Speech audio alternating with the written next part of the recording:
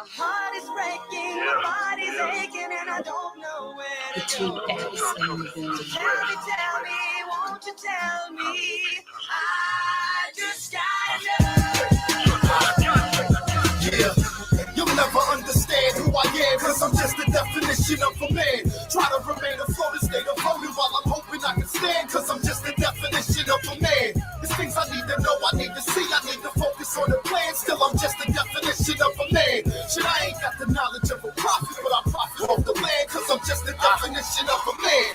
Need I speak? My reputation in the streets I sleep. The deprivation made it elevate, the beast unleashed. No hesitation, I was destined to increase my speech and raise hell till I reach my peak. I'm undecided. I paint a perfect picture through scriptures, I underlined it. And spitting coke and dope and the mixtures is undivided. I'm living off the floor, but the kitchen is what provided. Plenty dope, many hopes and the wishes of what's desired. I'm tired, there's so many things that I need to know. I've been inspired, still in so many places I need to go. Before I was admired, I quietly freed the flow. Now it's places I'm required, acquired me through the dope. Oh, I'm getting higher, I finally see the dope. I'm flying to see the top and you finally see the flow. I'm climbing into your spot and you crying to me below. It's been a long time coming, I'm dying, I need to know. This is it, you'll never understand who I am, cause I'm just the definition of a man. Try to remain afloat and stay devoted while I'm hoping I can stand, cause I'm just the definition of a man. There's things I need to know, I need to see, I need to focus on the plan. Still, I'm just the definition of a man. Shit, I ain't got the knowledge of a prophet, but I profit off the land, cause I'm just the definition of a man. God damn, I fought through mommy smoking, beside my papa leaving, surviving pain without an antidote to stop the bleeding. Without a gram of dope, my hammer spoke for lots of reasons. My grandma left me and it stressed me, I ain't stopped the grieving. Without a pot to pee in, my hoopty made me smarter. I trapped it out until they scooped me, then we made it harder. That only made it harder, although we made it happen. We elevated and they hated that we made it rapping. I need to know why I was brought into this way of life. Hustling through day and night, struggling, I stay in fire. I came from nothing, made it something, but I paid the price. Paid the man, shaved the white, made them grams, made them nice. I guess through all my wrongdoings I could make it right. But I was wrong, my wrongdoings could've gave me life. It could've gave me death, gave me less, gave me flight. Off the ground, getting off a pound if I could play it right. Right, I'll never understand who I am, cause I'm just the definition of a man. Try to remain afloat and stay devoted while I'm hoping I can stand, cause I'm just the definition of a man. There's things I need to know, I need to see, I need to focus on the plan. Still, I'm just the definition of a man. Shit, I ain't got the knowledge of a prophet, but I profit off the land, cause I'm just the definition of a man. God damn, you'll never understand who I am, cause I'm just the definition of a man. Try to remain afloat and stay devoted while I'm hoping I can stand, cause I'm just the definition of a man. There's things I need to know, I need to see, I need to focus on the plan. Still, I'm just the definition of a man. Shit, I ain't got the knowledge of a prophet, but I profit off the land, cause I'm just the definition of a man.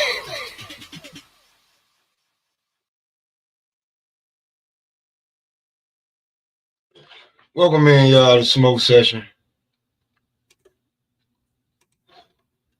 Give me a few minutes, man. We're going to be right up here on this. I'm going to get to this two press conferences, as a matter of fact.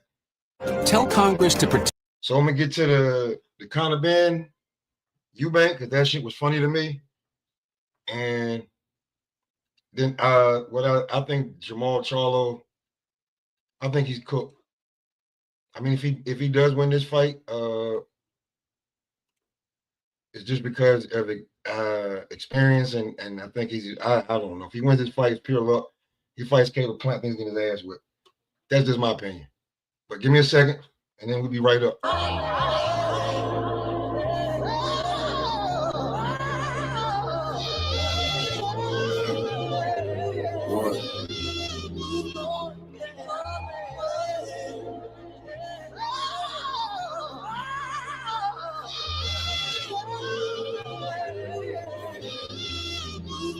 Searching for words, a lone wolf emerged in the herds of lamb chowder, tame powder from the first to the third.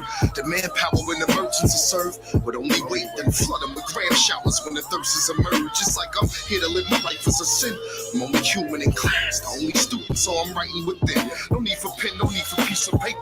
I need a win, I need the weed and vapor. Leaf flouted in the need of baker. Annihilation after hibernation.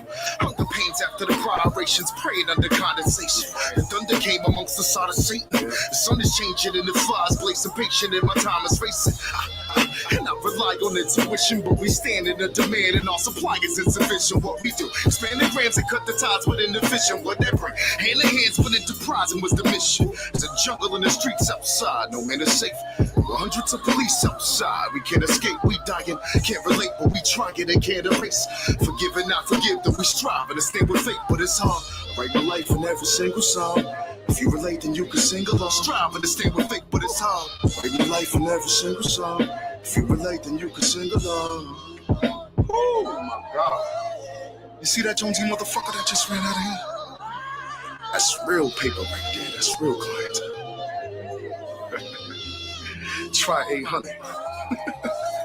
There's something wrong with your shoulders or something.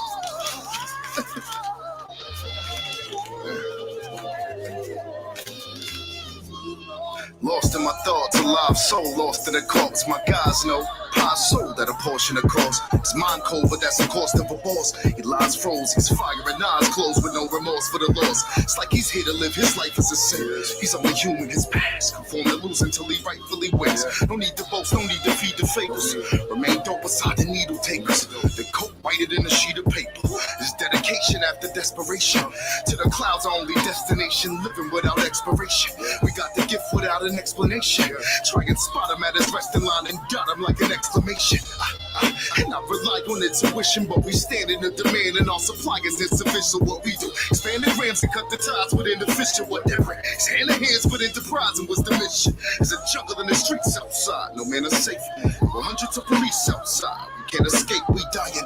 Can't relate, but we try it and can't erase. Forgive and not forgive, though we strive and stand with fate, but it's hard. I write my life in every single song. If you relate, then you can sing along. Strive and stand with fate, but it's hard. Write my life in every single song. If you relate, then you can sing along. There's a jungle in the streets outside, no man is safe. 100s of police outside, we can't escape, we dying. Can't relate, but we try it and can't erase. Forgive and not forgive, though we strive and stand with fate, but it's hard. I write my life in every single song. If you relate, then you can sing along. Strive and stand with fate, but it's hard. Write my life in every single song. If you relate, then you can sing along.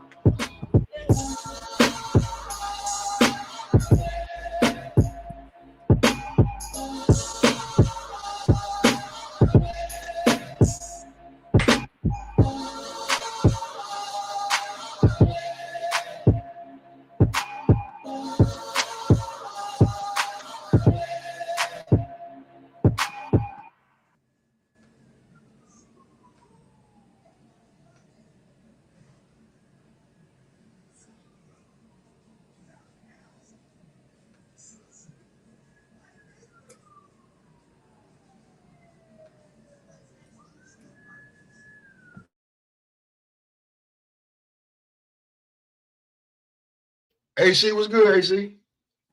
What's good, man? What's going on, man? Man. Did you watch the presser?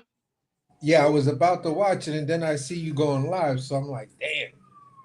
I'm like, man, I got it. Like, first of all, again, let me reiterate. I really don't like this guy's dad. Who, Chris Eubanks? Yeah, I don't like him. Fuck. He's a dickhead. He's trying to sabotage his son's career for what? Bro, he hasn't spoke to his son since he was with Roy Jones. That's crazy ass work, bro. You haven't spoken to your son in years. So the last time y'all spoke was probably when he ended up with Bomac and you started doing your fucking channel. You haven't spoken to him in years. You're sabotaging the biggest fight of the year. There's no fight bigger than this right now. In all of boxing, there's no fight bigger than this right now. We can talk about what could possibly be, but there's no fight bigger than this fight right now. In all about. I don't think everybody says. The problem is the dad. I don't know. Maybe he's jealous. Maybe he's just one of those weird personalities that, is trying to make his son's biggest moment about their relationship. And it's like, that is not the time to try to reach out. If this is your weird ass way of saying, look, I just want to have a conversation with you. I want to try to work things out with you, whatever. This is not the time. Let that man handle what's in front of him. You feel what I'm saying? If this is your intentions, then you support him. Wish him the best of luck. Say, look, I expect my son to win. Blah blah blah blah blah. All that other shit that shouldn't be discussed in the social media space. Don't talk about it. And why are you talking about it? Yeah. Like, why? Like, your son is not saying y'all got problems. I mean, we know that shit, but you don't even show a united front, my nigga. Even Julio Cesar Chavez, his son's a fucking disgrace.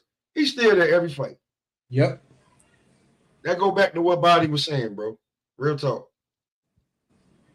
Even our own family, not just our people, our own fucking family. Not a soul, like, you know what I'm saying? How your daddy gonna not be there?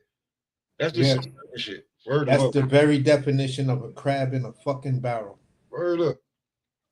Like, and I keep saying it, as much as they fought, Senior was always there for Junior. Always there to fight.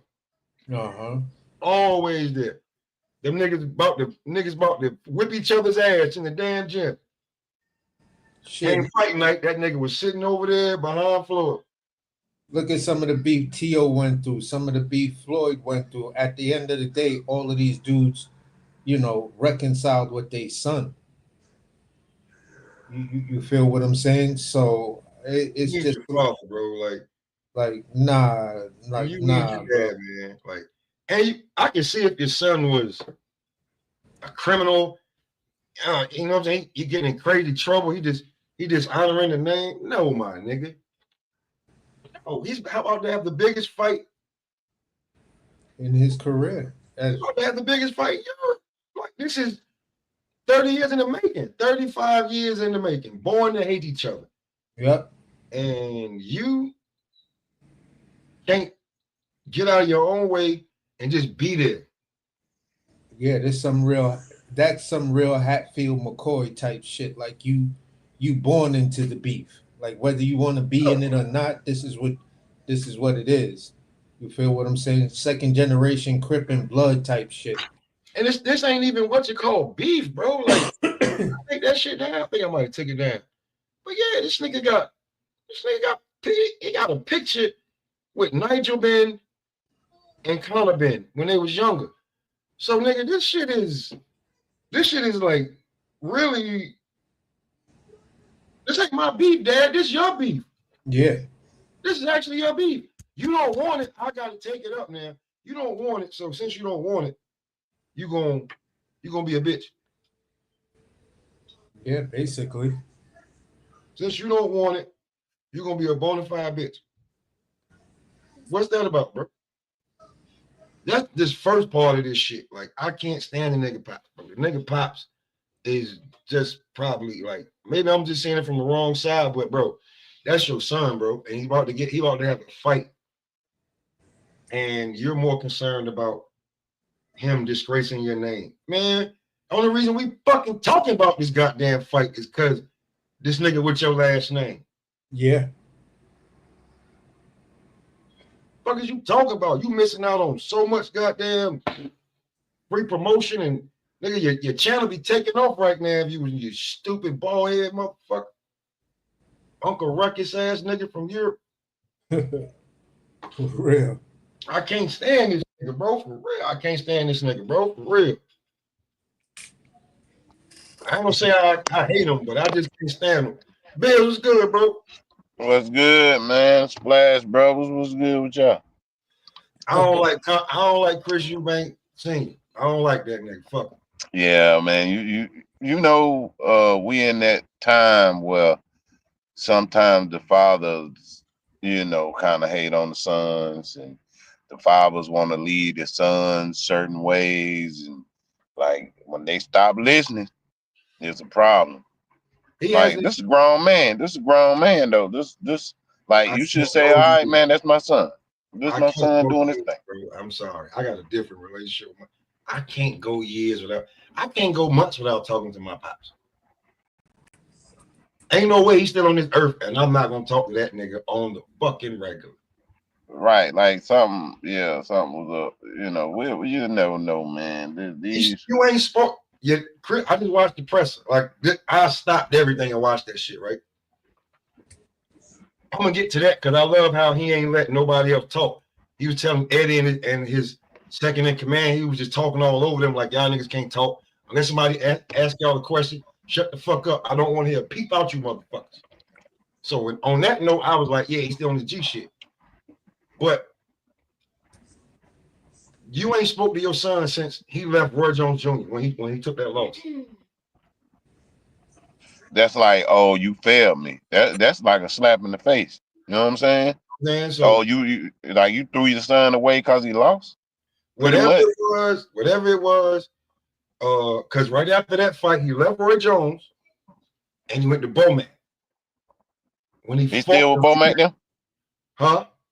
He's still with Bomac now? I don't know if he's still with Bomac. I don't know. I know Bomac. The last time he had one fight, and that's when Bomac got in trouble over there. So Bomac might not be going back over there. Yeah, it was that deal with Bomac was just that one fight deal. But I think Bomac went over there for another fight, but that's when he ended up getting in trouble. Yeah. No, that was the Eubank shit. That's when that was the one. That was hold on. So that was Eubanks. Hold on. The rematch was over there, right? When he fought Liam Smith. Yeah. Okay, so then that's what that was. When he went over there and fought Liam Smith. Because he had won the fight and then beat Bomac's way back. That's when he got fucked up. So he went over there when he beat Liam Smith in the rematch.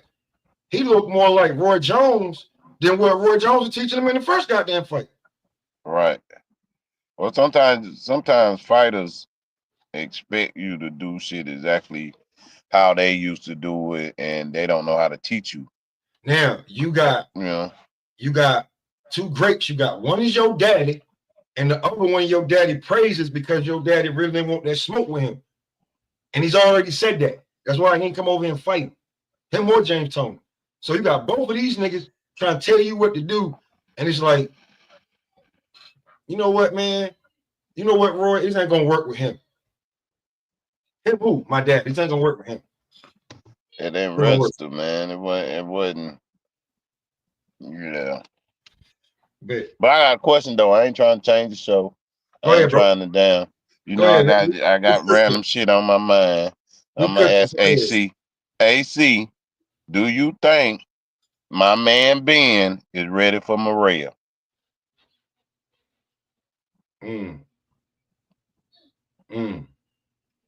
I put it in the chat that nobody answers but Smoke. I don't know who the nigga Ben is. So I'm not Benjamin. The dancing motherfucker. Benjamin. Yes. Whitaker. Benjamin. Oh, him? Yes. They in the same weight class, right? They both they light heavyweights. Yeah.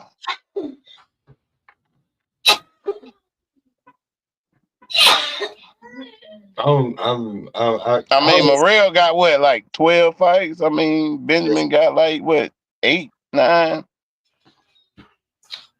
I need something serious out of like this last win he just got. That was a premature stoppage. But he wasn't playing this time though. He was. I wanted to see him execute, and they stopped it. Yeah, they stopped it. You know what I'm saying? So sometimes the ref, like even though they gave you the stoppage, they took away some shit that you know what I'm saying? So he needed to beat the shit out of homie because he trained all that time for nothing. But just like motherfuckers it was a lot, man. Like everybody was saying he faked it. Homie had some form. He wasn't really hurt. He was gonna lose. So when he came back and was serious, and you was like, I wanted him to like make him really stop, like nigga get woozy and be no. Yeah. I want him to prove like motherfucker that was some fluke shit that happened. Yeah, I'm really that man. Yeah, I ain't like it. So what you think, AC? I wanted to see the damn. I ain't want him to stop. I ain't take no lie. He might have stepped off, but let me get to some of this press conference till he come back and we'll answer that question. The press conference, right? Chris Eubank took over the press conference, bro. Chris Jr. took over the press conference. I fuck with Jr. What Ben do? Nothing. He ain't say nothing. Nah, like he said, the people are here to hear me and Connor Benn talk, not you motherfuckers. So unless somebody asks y'all a question, and they only need you to be on the stage, I don't want to hear a peep out of none of y'all niggas. Just me and Connor Benn.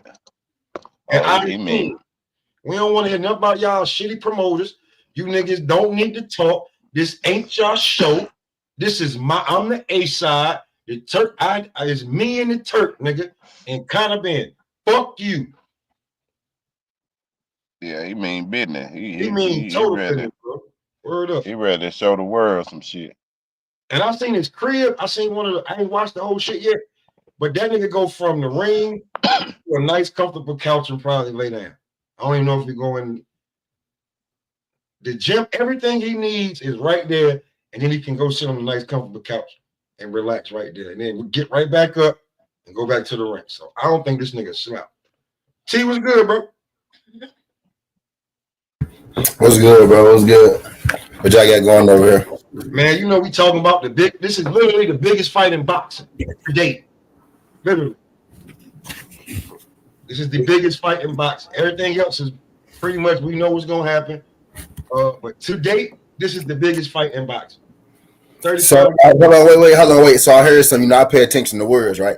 Mm-hmm. You said, so you giving Conor Benn a chance in this fight? Yeah. Give him a chance. Y'all giving Conor Benn a chance, Bills, AC? Hell yeah, I'm giving him a chance. I still got Eubank Jr. winning, but yeah, give him a chance. Like I know everybody.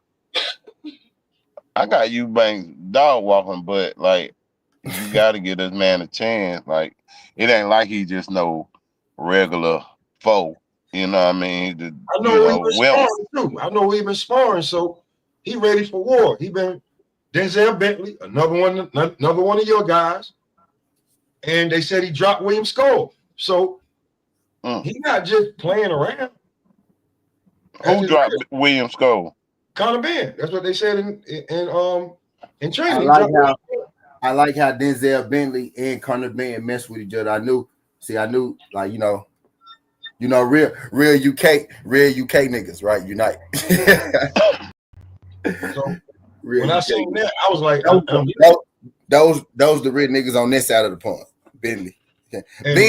Ben get a bad rep now because of the steroid shit. Though I wish he never did it. I say that all the time because he really did tank the whole come up. Because that man used to be trash, bro. He a lot, and now you don't know if he good because of the steroids. But I seen him go from barely being able to walk in the ring for real to what he is now, though. So that shit, it's crazy, though. I hope he have a good showing of himself. You know what I mean? As a Conor Benn fan, I picked Chris Eubank too. I hope I'm wrong, though.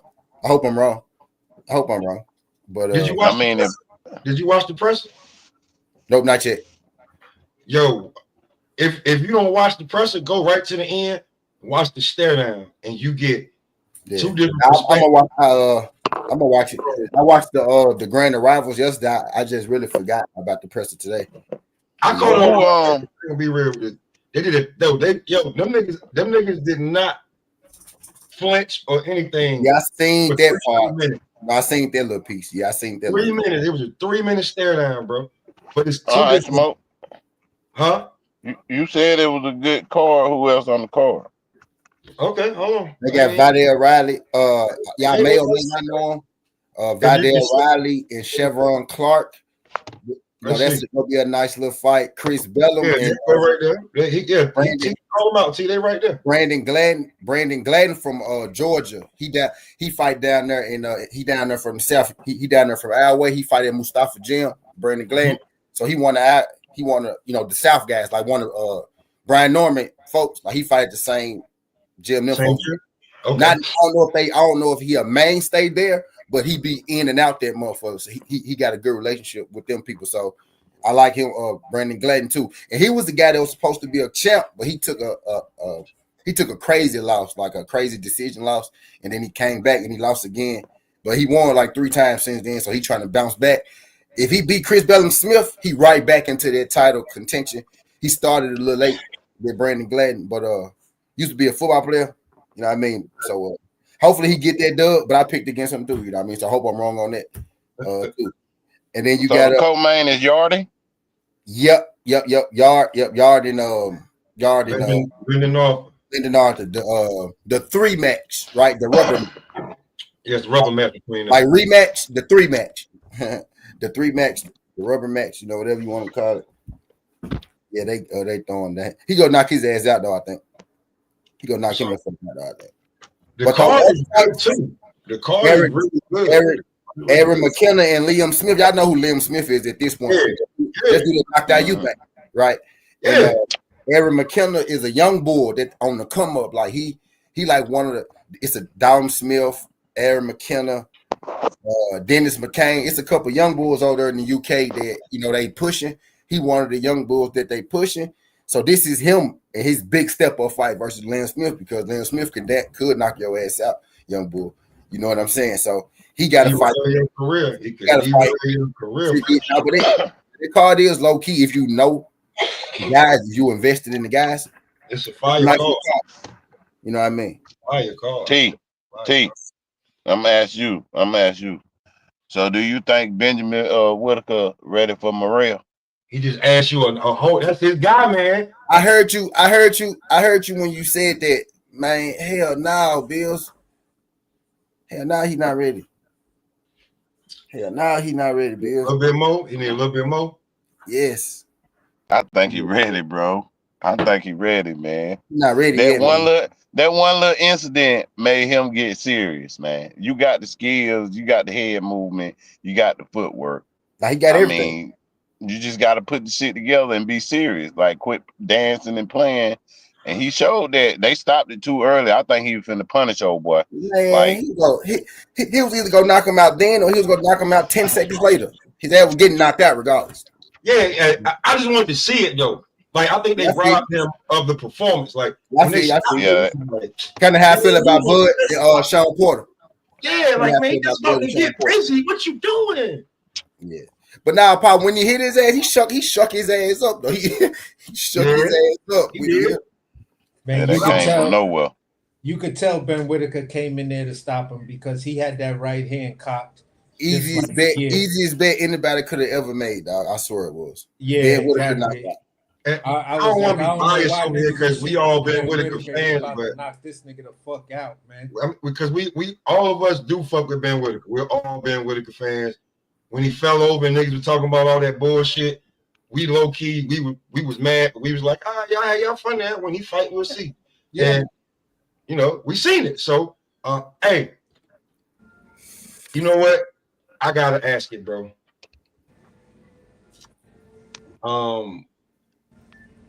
Hamza versus motherfucking Edgar, bro. What's up, man? What's up? That'd be a nice fight. Good fight. It didn't go in the distance. Good fight. That'd be a nice little fight. Give with what Hamza did with a dumbass.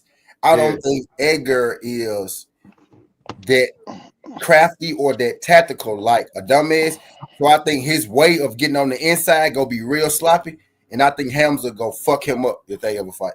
Nah, man. Belanga ain't got that gift, man. Belanga coming in at 210, man. Tell me how I'm wrong, Bill. Tell me I'm wrong, Bill. Belanga coming in at 210. So he finna put hands on little buddy, and hey, he gonna wrestle him, try to get him tired. There's gonna be a whole bunch of holes. Then he gonna catch him. But here's the thing, ain't gonna be the same. Hamza, listen. Hamza at 160 looked thin. Hamza at 168, and after he rehydrate, that nigga's gonna look like after he rehydrate. That's animal, bro. He a different guy. After he rehydrate. Listen, I don't even think he gonna be at 168 for more than a couple of years before I think he lands this plane at 175. So you here's think the he thing. coming in like Belanga? You think they both gonna be the same size in there? Yeah, Just about the around. same He's size. already taller. He's already taller in frame, right? If he get to go up to 68, hell yeah, he probably gonna be bigger than Belanga. Yo, bro, listen, man. Hamza, Gonna have the two thing butter with beans in that Adamas motherfucker. is Type shit. Adamas used Yeah, type shit. Adamas used veteran tactics to get inside of Hamza. We seen a guy like Ammo Williams get inside of Hamza, and then eventually Hamza caught that timing, and he said, "All right, I'm gonna let you think you're And gonna Ammo, slide in, and you're gonna walk right into this shit." and Ammo get on the inside more like Berlanga would.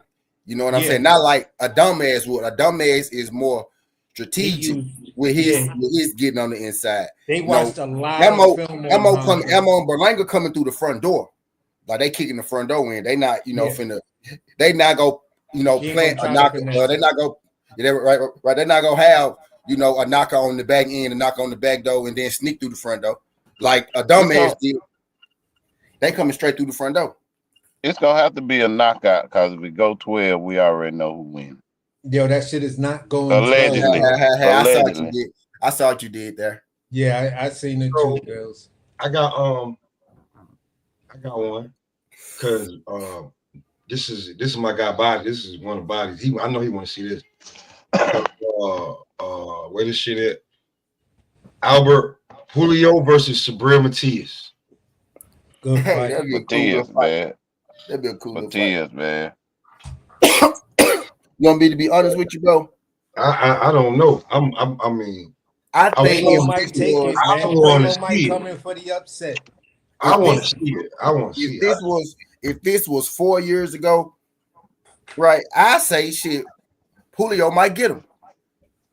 But because I know, because I've been watching him for a second too, because I know he's slowing down a little bit. Alberto. I think Matias might have enough gas to edge him out in the end. But if he don't tire out, man, he gonna punch on Matias' ass. Oh, I want to see it just because. When that is, it's on again. Coming up. Let me reiterate. We didn't know if Edgar Berlanga was headlining the card or Shakur was, but I'm looking at it, and Shakur and Zepeda are headlining the card. No, That's what it says, bro. Yo, listen, Pop. I think it's like a double. I think it's like a double thing. Zepeda ain't gonna be no main, no co-main. They're saying it like this: leading up to the fight is going to be promoted as Shakur versus Zepeda headlining. But come fight night, they will be the fight before Berlanga versus Hamza Shiraz. What they gonna flip a coin? No. This is just the rock, way. paper, This scissors? is the way. I think it was Eddie Hearns or Dan Rayford. One of them niggas came out and dropped a statement based on what the Turk was saying, that leading up to the fight, leading up, and all the fight promotions are going to be Shakur versus Zepeda is the headline. But come fight night, they will be the co-main. Well, I can tell you this: Friday and Saturday that weekend, niggas better get their CMOS and get your sleep, because the Katie Taylor card is Friday and that card is fucking Saturday, and they both in New York fucking City. Yeah. So niggas better get their sleep because both fights start at 12 a.m. Eastern time. Well, shit. Nigga, you know you got to take your nap, nigga. I'm definitely taking mine. Shit, I probably just be getting out, man. But so who get this money? I mean, who did David? I don't know Iman Katiev. I don't know him. David Morrell is starting to fight out, so I don't know him. I don't know what I got Dave Morrell in that fight. So who y'all got for Shakur and Williams Zepeda? I'll start with you, Bill, since I already know what the answer's gonna be. How you know what the answer gonna be? The answer gonna be that No, walk this man. I'm an answer, but not answer. He is finna do what the world don't think he can do. Oh, you gonna knock him out? You gonna stop? No, he gonna. No, it's gonna be like a TKO. They gonna stop. They ain't gonna knock him out. Same thing around here. Same thing around here in these streets. When you gonna walk him down. He gonna walk him down. He gonna stay in the pocket. Little buddy gonna be trying to stalk him, and he gonna be out there taxing his ass. He say he got a little trick for his hands now. Somebody told him what to do. You know, like you said, they probably told him put some vinegar and some goddamn go stick your hand in some sand over and over. You know, horse piss. Like, nah, you remember you seen the movie Grudge, and shit. Gasoline. You seen the movie Grudge, Matt? Gasoline. The white dude, Alan Arkin, had hand in that horse piss. Gasoline. Gas. Gas. That's what Tyson Fury said he was doing with his hands for Wilder.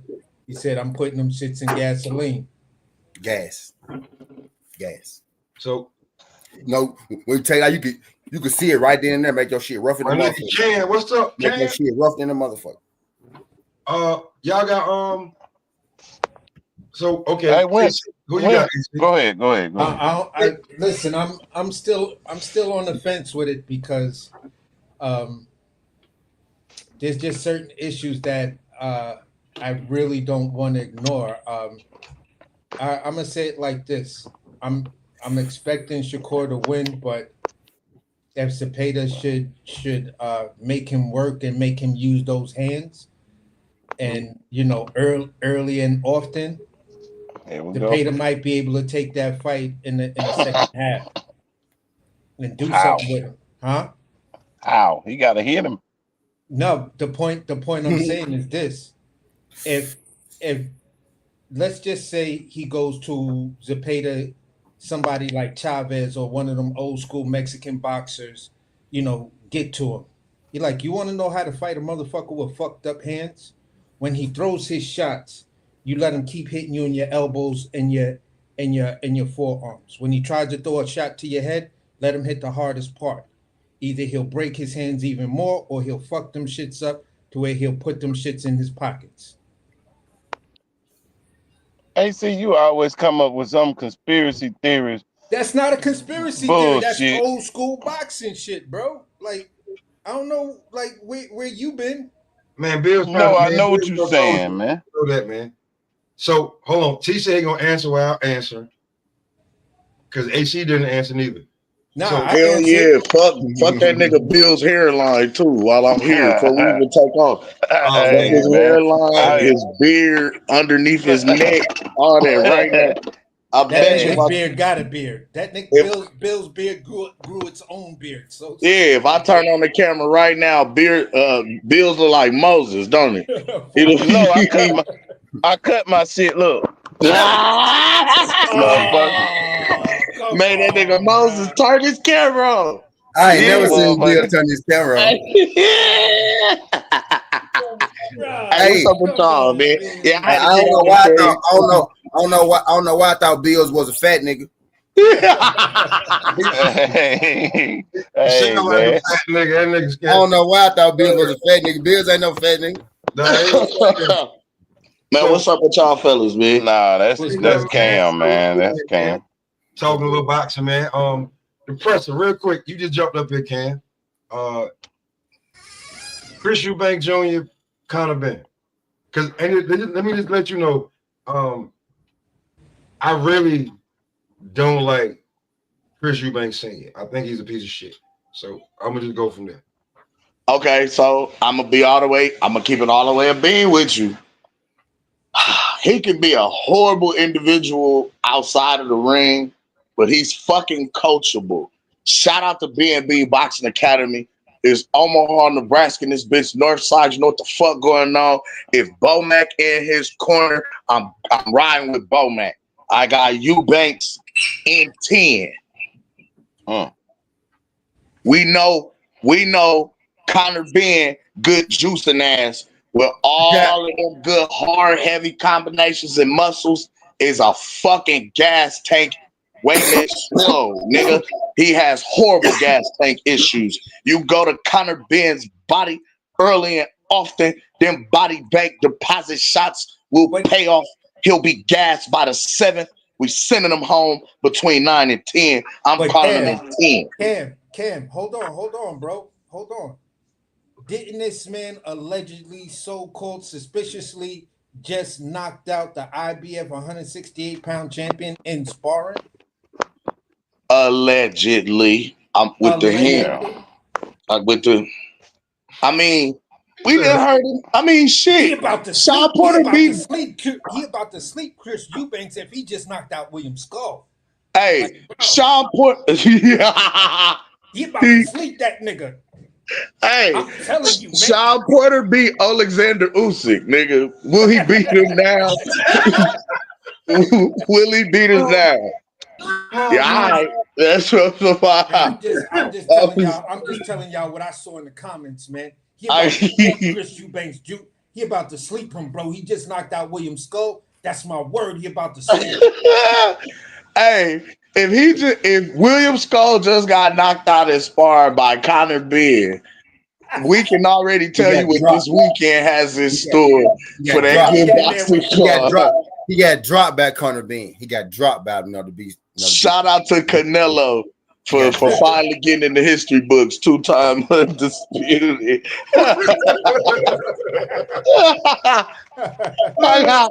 I got Canelo in 5, nigga. Just like the Lakers, nigga. Lakers in 5, Canelo in 5. I got Canelo. Yo, listen. I got Canelo in 3 or less. Type shit. I got Canelo in 3 or less. It's an early night. I was looking for the fight, right? I was looking for it. Be back. All right, Bill. I think the only person who actually saw the fight live, I think, was AC. That's the only person I think that saw the fight live. What, between William Skull when he got that IBF belt? Yeah, and Me and AC B-Mac was like, that nigga almost got knocked out in the fight. AC like that nigga. Yeah, me and B-Mac watched that shit together. I called. I tell you who saw the fight. I tell you who saw the fight. AC saw the fight. In his AC saw the fight, and William Skull, mama, his dad, and his brother, his sister, and his girlfriend. That's who saw it. AC, his church reading group and shit like right, that. that's who saw it. His youth minister, his white book club, nigga. Like, right. His 7th grade teacher that believed in him and shit, niggas like that. His Boy Scout troop, all them like shit. Right. Like They showed them how to build the forest fires and shit. Them niggas was I ain't fucking with y'all, man. Y'all niggas is crazy.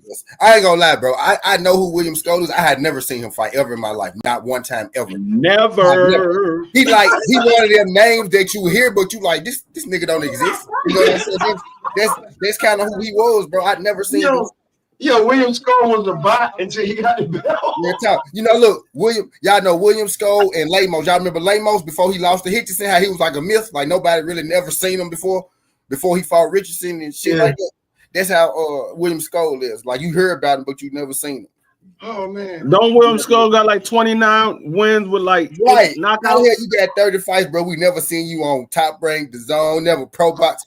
We ain't seen you on nowhere. We see you on Triller or nothing. How you signed to The Zone? We ain't never seen you on not one boring ass The Zone card. Never in our life. That nigga been fighting in his driveway. That's why he got 29 fights outside. He signed to The Zone. He's so boring that he can't even get on the boring cards. That's crazy, bro. I said, bro, I said, bro, how the fuck you get a Canelo fight? I never seen him fight on YouTube.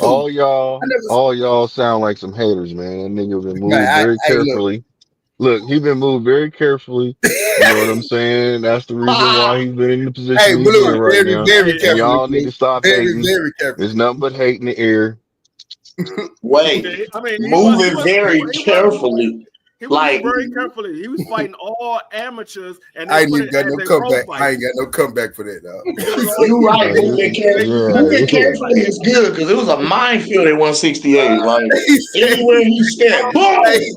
Hey, if you said that seriously, I know that took a lot out of you, bro. So I'm gonna get you know where William Skull came from. He was fighting at minimum weight, so he just gained a lot of weight. Bro, they put him how at the fuck 160. is this nigga a champion, bro? And we never seen him fight, bro. Elevated. How the fuck, bro? Hey, well, I'm gonna be 100% well, honest. I'm gonna be 100% honest. If my nigga T never seen William Skull fight, because T watched the randomest fights ever, he never seen him fight. Hey, dog, this man ain't been fighting on TV. Bro, listen, TV, apps, nothing. He ain't following nothing. Hey, that listen. That's because he's a clone. He a goddamn stormtrooper. The reason why I know about the one champion fighting is because of T. The reason why I know about bare knuckles is because of T. The reason why I know about what was that other joint? The country backyard boxing was because of T. All that stuff was because of T. T be watching the randomest stuff. He ain't seen them. Let me tell y'all this. William Skull fight when he won that belt, because he did fight a motherfucker to get that belt. It was a pay-per-view outside of the USA. It was a $25 pay-per-view. Hey, see, that's probably what it is. He always fighting outside the USA. That's why we don't know who the fuck he is. Yo, and the venue, listen. Actually, I heard his name. I heard his name. I just never seen him fight. That shit look like a big ass bar. If you go look at BoxRec, all of William Skull fights happen in Antarctica. They was all in Antarctica. So really what I'm hearing is he's fighting on pay-per-views they making us pay for. So that means that whoever is backing him don't care about making money.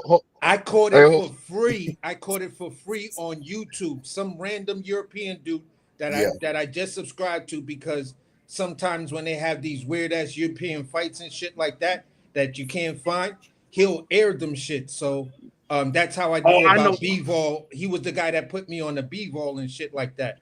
But that was William Skull's cousin. Well, hold on, y'all. First of all, man, I want to clear the air real quick, because first of all, Conor Benn did not knock out. You know what I'm saying? Skull in their fight. What it was is Skull was tired. You know what I'm saying? And he was already, he came there to get a little light workout, and they wanted him to go a certain amount of rounds, and he wasn't prepped for that. He had some hair grease. He had some hair grease in his waves, didn't he? He had some wave grease. He had some wave grease. I got one round did he go down. The hair grease was in his corner. You know what I'm saying? But they didn't have to use that just yet, because the simple fact is because he was tired. And then when Conor Benn was like, "Let's keep going," he was like, "Man, I'm tired right now, man. I'm a young gun. Shit, I'm the champion here. I'll do what I want to do." So you know what I'm saying? They gotta respect that. They gotta respect that. Let me ask Blue a question. Hustle man, are you a Canelo fan? Are you a Canelo fan? Nah, bro, he trolled it though.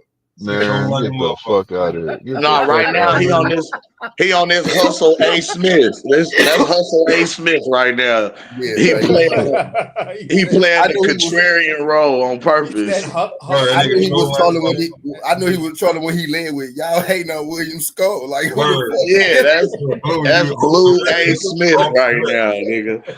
I think the only person know who that is, Blue. I'm still trying to figure out the only person I ever heard mention William Skull before he got the IBF championship was Marky Dan. He's the only person I've ever heard mention William Skull. I bet it would be Mark, some random ass. And Marky's from the Virgin Islands, so he probably was fighting over there. He probably I was telling niggas, I was telling people, listen, the Canelo and Benavidez fight is not happening because the IBF just moved this motherfucker, whoever the fuck he is, William Skull in that place. And that's hold on, wait, because you remember I told you unfair to William though. I told you, I said when the IBF was talking about Canelo got to fight William Skull or they gonna strip him, I said that's a chess move. He gonna let him get that belt, go fight Berlanga, fight Jaime, whoever went. And then we was cooking on your channel. We was cooking on weird ass William Skull for a minute. Like I remember. I think D Free was up here as well. Y'all was for sure the first two I heard cook on that whole scenario actually going like it did, and we saw the play a long time ago for Canelo to get in the record books as 2-time undisputed going this route type shit. Yeah, we've been to that. That's why I say Monkey Dan was the only person I've ever heard mention William Skull. And this is when David Benavidez and David Morrell was still at 168. He was talking about William Skull. And I was like, who? He's like, William Skull. I'm like, man, anybody never heard of him.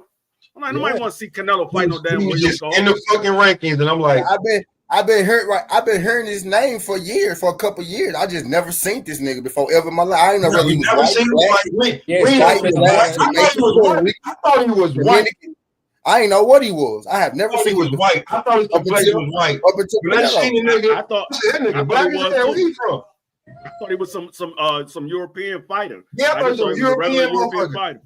I thought he was a European white motherfucker. This man black. This man black. He looking like a 168-pound Tim Bradley, all muscle with no power. All day. So and that's the crazy. That man got 29 fights with 8 knockouts. That man is all muscle with no power. Bro, if you saw his fight, if you saw him fight for that IBF belt, you would have looked at it and said, get the motherfucker out of here, bro. Like, yo, this is crazy. This nigga is fucking trash, man. And I hate to say that about a fighter. I seen this shit, man. I was like, yo, this dude is just sitting right here, number one. Yep. There's nobody else. I'm like, eventually, because the way the IBF been acting all the way through divisions, and they trying to, the IBF is always gonna prove like, hey, fuck the WBC, nigga. We the IBF. Eventually, you gonna defend the IBF. You not gonna yell WBC first. Yeah, now you gonna yell IBF, WBA, whatever else. But you gonna yell IBF first, motherfucker. Now here's the funny part. Remember when we were saying, as soon as William Skull won that belt, and even if we were saying before he won that belt, Cam was part of this conversation. Cam and Gooch was there because we was talking about what could Soul Cold do. Like, how does Soul Cold get up there and force some of these big fights? And we was like, look, man, if he got the Turk with him, why won't one of these niggas just go after this William Skull nigga or somebody like that to get the belt? Because the Turk could sprinkle a little bit of his magic on that fight, and we got a Soul Cold being the IBF champion. You feel what I'm saying? So we like. Yeah. That's what I said. Buzz should have did. Buzz should have just went for William Skull for the IBF title, and then he could have fought Canelo for undisputed. It's still gonna be for undisputed, but at least he would have had a belt. I also think Bud go retire, bro. Win, lose, draw, indifferent. I think he go retire, bro. Because honestly, man, he's 35. I ain't trying to retire Bud, so don't give me that. I ain't trying to retire. But what I'm saying is, shit. You beat Errol Spence. You 35 years old. You fight Canelo, and you happen to beat him, or if you fucking lose to him. Right? You didn't beat Canelo, you beat Errol and Canelo. So what the fuck else you got to do on top of you being rich as a motherfucker? Now you made 20 million, boom, you finna make 40 million with Canelo, 30 million, hell the fuck is gonna be. You know what I mean? You done made fucking 50 million in 2 years span, you 35, you done won, you know what I'm saying? He's 38. He's 38. Right, boom. He'll be 38 September. So you get what I'm saying? I don't want to see. Hold on. Listen, one thing I know about Bud, knowing this nigga, right? I don't want to see Bud turn around. I don't want to see that shit. I don't want to see him. I'm gonna keep it real. One thing I know about Bud, that nigga is competitive as fuck. Like, right. This nigga is competitive as fuck. Right. He one of them niggas like if we beefing, I'm gonna fight till you take me out. I'm gonna fight you every time. Like, if we fight and I beat you up, then all right, I whooped you. But nigga, if we fight and you get the best of me, or I even feel like, nigga, you was close to me, nigga, we gotta fight every time I see you until I get the best of you. Nigga, if Canelo was to do the unthinkable and actually beat Terrence Crawford, because I'm saying the unthinkable, nigga, I got Crawford doing what we know. He gonna shock the world. We gonna shake up the world in September, right? But what I'm saying is this. If Canelo was to do the unthinkable, we're going to have a fucking trilogy on our hands. You can best believe he's coming back again. Like, nigga, you got to beat me again. You got to beat me. I got Bud. If Bud like, and if it goes to decision, he like, no, you got to knock me out. You got to knock me out. You got to stop me. I'm one of those ones that think that Bud, if he lose, he will fight again because I don't think he wants to retire with an L. I mean, type shit on a loss. Yes. I think he wants to retire with at least getting a W before he walks out the door. I don't think he has that type of mentality. He take a L unless it's one of those where he took a bad whooping and they's like, "Hey, dog, you get back in there. It could be curtains for you." Unless it's something like that, but I don't see him. And I don't see it. Yeah, taking an L and just saying, you know what, I'm done. I don't see him doing it. I see So him taking at least one more fight if he lose to Canelo. If he wins, I think he'll go even ahead if- and retire. even I if think even he if already Bud got. was I to think he lose already bad, got it predetermined in his mind that he done. I do. even if Win, lose, or draw. Even if Bud wins, he was to lose bad, what he would do is assess the situation and see why I lost like that. What led up to the point to where I fucked up to where why I lost like that. That's because Bud is too competitive. He's going to sit there and do what he's got to do to make sure that when he comes back and sees you again, he's going to win that fight. If that means that if he felt like maybe he didn't work on something long enough, he's going to make sure he works on that. You know what I'm saying? That one particular thing just to make sure that he gets to win this song because he's very, very calculated. And he admitted that when he was in his interview with Shannon. I wanna throw something at y'all real quick too, before I get ready to slide, right? I'm gonna keep it all the way at Benn. Y'all know we got the 3-headed monster working in the corner, right? And then we got a fourth fucking with Bernie, right? We had Canelo broke down years ago. Oh yeah, B-Mac said. Bomac said that. We had Canelo broke down like when I tell you we had like on the cool, I'm gonna say you might as well say every fighter between Errol to Canelo broke down. Cause you never know the direction motherfucker might have to go, who you might have to face. Like I've been yelling for years that nobody I knew from 35 to 68 beats Terrence Crawford. The only person who gave him a run is Canelo. Niggas told me I was crazy. And now we're here. So to be where we at right now, and I'm telling y'all, we on the precipice of this man shaking up the world. I'm telling y'all, if Canelo, this man is that fucking like that fucking competitive, bro. I'm looking to the future. He already walking into this fight expecting to win. We not even on that whole if ain't no possibility of shit. If you throw if in the conversation, you lost already. We walking in already expecting to get the dub, get the victory, and walk out of this arena in the pantheon of the all-time boxing greats, the legends. You gotta talk about our name in motherfucking quiet conversations in corners, nigga. We a legend now. This is mythical shit. They ain't doing it like this. You feel what I'm saying? Like, man, listen, man. Crawford by unanimous decision. I'm out. I'm out, Ken. I'm gonna say he already a legend. If he beat Canelo, he gonna be number one. Fuck that. He number one. He already a legend. If he beat Canelo, he number one. Hey, Cam, before you leave, hey, Cam. Yep. I'm here. Interview with Boom Boom tomorrow. What time? Nigga, you know Boom Boom. I tell you what, how about you hit him, make sure it's perfect because Because you know how I business. He in the gym. He in the gym. He helping the kids. He in the gym. He got a family. Like my nigga. Like do I need to? He may not respond till 9:30. That's what I'm saying. Do I need to like call this nigga down? Yeah, nigga. I put 6 o'clock. 6 o'clock. Because that's 6 o'clock for me. That's 5 for you. Facts. All right.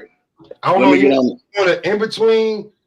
Is he work? Because I was gonna say by that 5, 6 o'clock hour, I think is when he actually in the gym. See? So hit him. So it's, I mean, right. All right.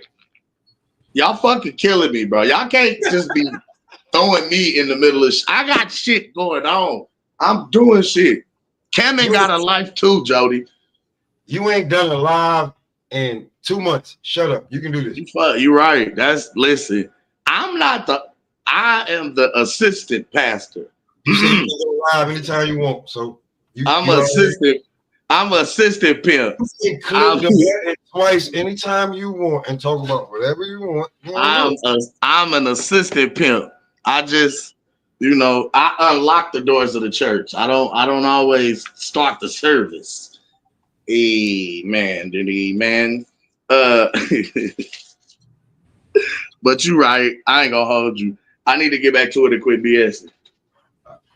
Yo, that nigga said I'm the assistant pimp. This nigga tripping. Shut up, Smoke. Don't you know what you know the move. You know what I'm on.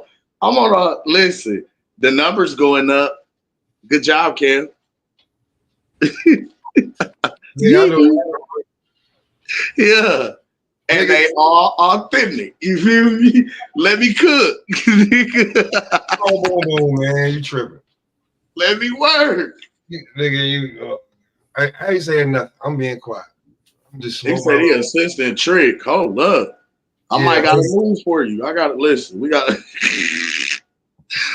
a demonstration, but I got a young runner. It's ready to go to the top. Smoke, you hear me? Man, hey, listen, man. Listen, you already talking that Bud Crawford shit, don't you? As you can see, his name is Chavez. You already know he pissed off at you talking about damn Bud. He been listening before he responded. He highly pissed. Word. I mean, I can't lie, bro. I gotta keep it. I gotta keep it all the way funky. Like, I ain't gonna hold you, right? Mm-hmm. The black Twitter streets then dubbed me the voice of reason. And this ain't no nickname you give yourself. When the streets give you the nickname, that's what it is. And they dubbed me the voice of reason. So I gotta keep it. I gotta keep it funky. I seen you over there. I seen you over there in your Twitter space. I went over there. Nigga, I ain't fucking with you. I'll be on bullshit over there. You hear me? I'm telling. I'm snitching. The reason why I'm snitching, y'all. AC, I'm snitching. The reason why he ain't going live over here, it's cool and all, but over there on X and Twitter, he getting it in. I'm fucking with some of everybody from everywhere, nigga. I'm trying to lock in for real. The way that X is doing it is kind of like clubhouse type shit. The way it's like he getting it in over there, y'all. But if you don't tap in, you won't know. But yeah, anyway, I'm gonna leave you alone now. Shout out to Smoke. You telling ass sneaker. I'm gonna reach through the internet. That nigga told on me. Yeah. Hey, Ken, he told on you for a bacon, egg, and cheese sandwich. That's crazy. That is crazy. And a bottle of Hennessy, bro. And a cold can of Pepsi. Word to mother.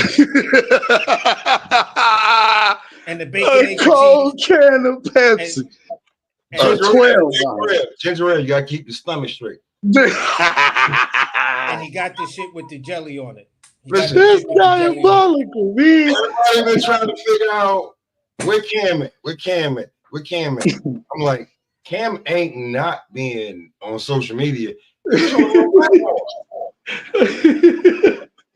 platform. Sorry, but and they don't be talking no boxing over there neither. This motherfucker.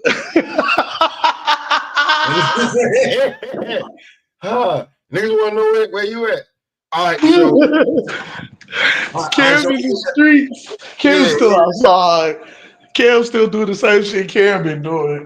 Cam just ain't been here. So let me ask y'all this real quick. Did anybody watch the press conference with Jamal Charlo and Caleb Platinum? No, I gotta watch that John too. I gotta watch all. There's your answer. What happened? Yeah, I watched it. It was today. Yeah, I know it was today though. Yeah, it was earlier. Yeah. What it was happened? just a few minutes ago. Like, I Yeah. watched some of it.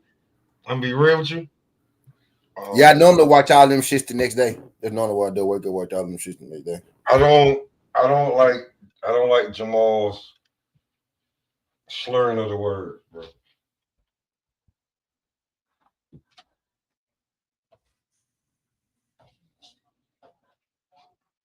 Sound drunk as fuck, bro. Sound like he was high or drunk. Like, I can see if you was me and you were saying that I'm not getting ready for a fight. I get ready to go to work. I can deal with this. You get like your work is somebody punch you in the fucking head. My work is me doing something else. Like my nigga, like come on, bro, please. And when you watch that shit, you're gonna be like, come on, my nigga, like you ain't supposed to sound like this, not like this. I don't care who the fuck you fight. You got this fight and another fight coming up. And I was listening to how he was talking. And I was like, I only want to watch this whole interview. I'm gonna go back and watch it later. Hopefully I'm wrong and he sound way better, but he don't sound like Jamal Charlo when I first started listening to him and shit like that. I know they get punched in the head, but nah, I ain't like the way he sounded at all. At all. No hate, no none of that shit. Just I didn't like the way I didn't like what I heard. I'm gonna be truly honest with you. I didn't like what I heard. When it comes to Jamal Charlo, I did not like it.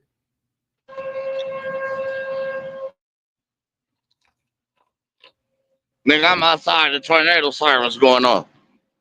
Oh shit, nigga.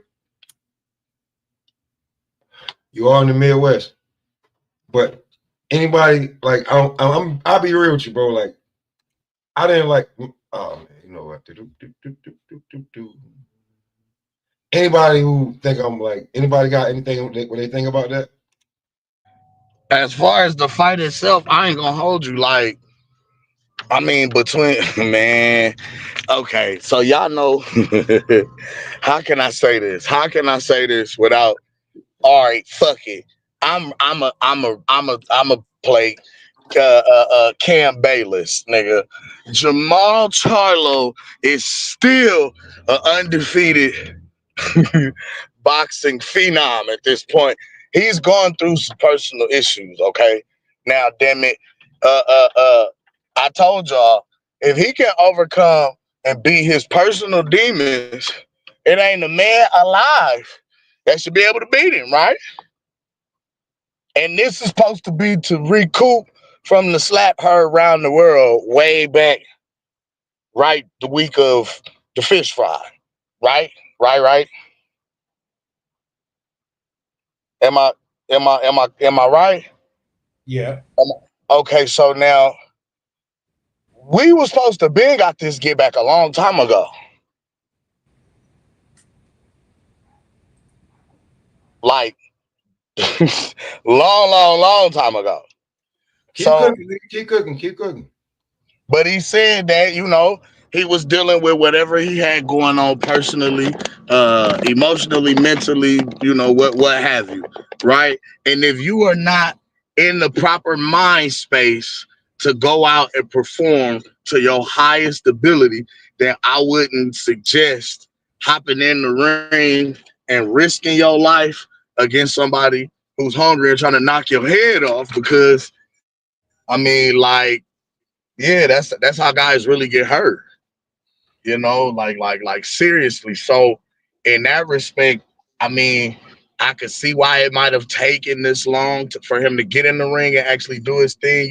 I'm trolling when I talk to shit, but it's like I can definitely understand why or the sentiments behind taking this long. You know what I mean? And now you're feeling comfortable with yourself to be able to get in there and perform. You know what I mean? Like, I want him to go out there and perform well and do his thing. Now,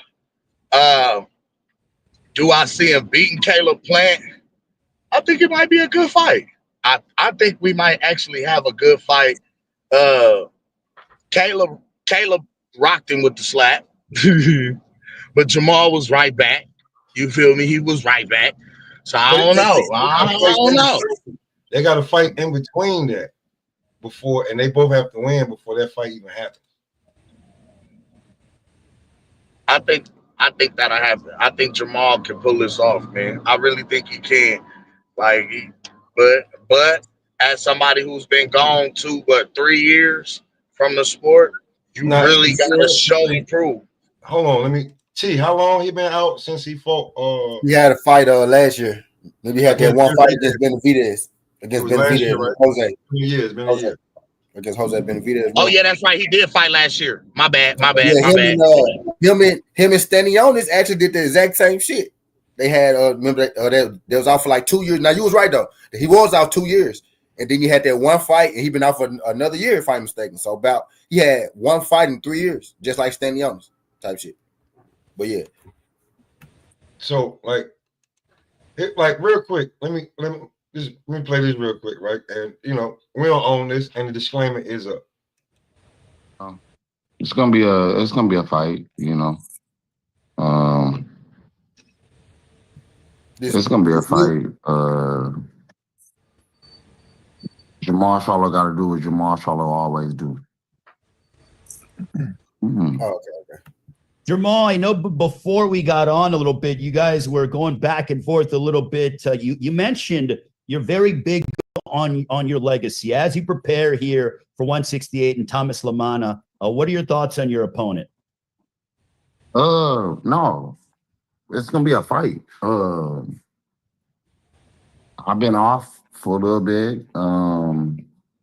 I'm pretty sure that he knows everything and then he's gonna come at me. He's gonna give me. It's gonna be a fight. Like I expect the most. Like I expect the best out of Thomas Lamana. Like I expect the best from him, and I'm gonna leave it right there. Okay, so I ain't gonna hold you. That might could be taken two different ways. You might see. I don't want to somebody. I don't want to play no more. Like I want everybody to go look at it and see his mannerisms and how he's talking when he say the shit. I'm gonna leave it right there. I ain't like it, bro. I'm be truly honest with you. I was finna say, do he look like he ain't got up, like he not getting up and ready for the fight? Like he ain't up and going. I swear to God, bro. This is the thing with these motherfuckers who can fight and stay in great shape. I'm just doing this shit for a paycheck. I don't really want to be here. He looks like he's in great shape. He probably is in great shape. I don't know if he's a little punch drunk or. I got a question. Can I wake some up? Go ahead, bro.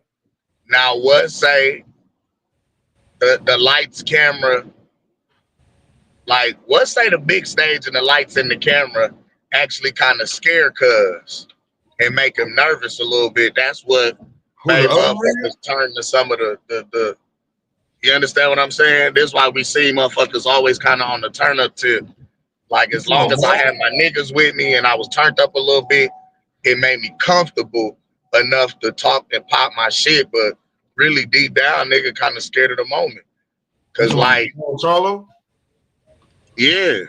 Nah, I don't think Jamal Charlo's scared. Oh, I ain't gonna lie, man. Them niggas ain't. Man, listen.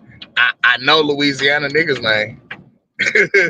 Some niggas will pop they shit and heart be beating fast in a bitch. I'm be truly honest with you. Right? But it's like, cause the way it sounds is like it sounds like Cuz was trying to high road him and give him credit. But then some people might see it as, yeah, he ain't getting up and ready for the fight. Like some people might see it as some niggas don't want to do the talking and the Hollywood shit. They just want to fight, get this shit over with. Like we just got to see what it produce in the ring. I'm a land though. I don't think he's afraid of the moment. I don't think he's scared of the moment. Excuse me. It's all other shit that is with Jamal Charlo when it comes to outside the ring and the business of boxing. Like certain fights he couldn't get. I don't know why he couldn't get them.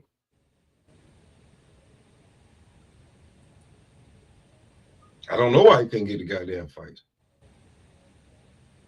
business of boxing is all anybody can say. Why he ain't get the goddamn fights that he should have got. Be truly honest with you.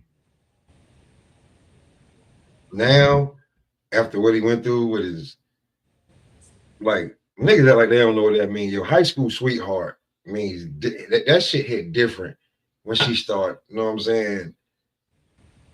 Oh, hold on, you one of these bitches now out of nowhere? How long did you hide this?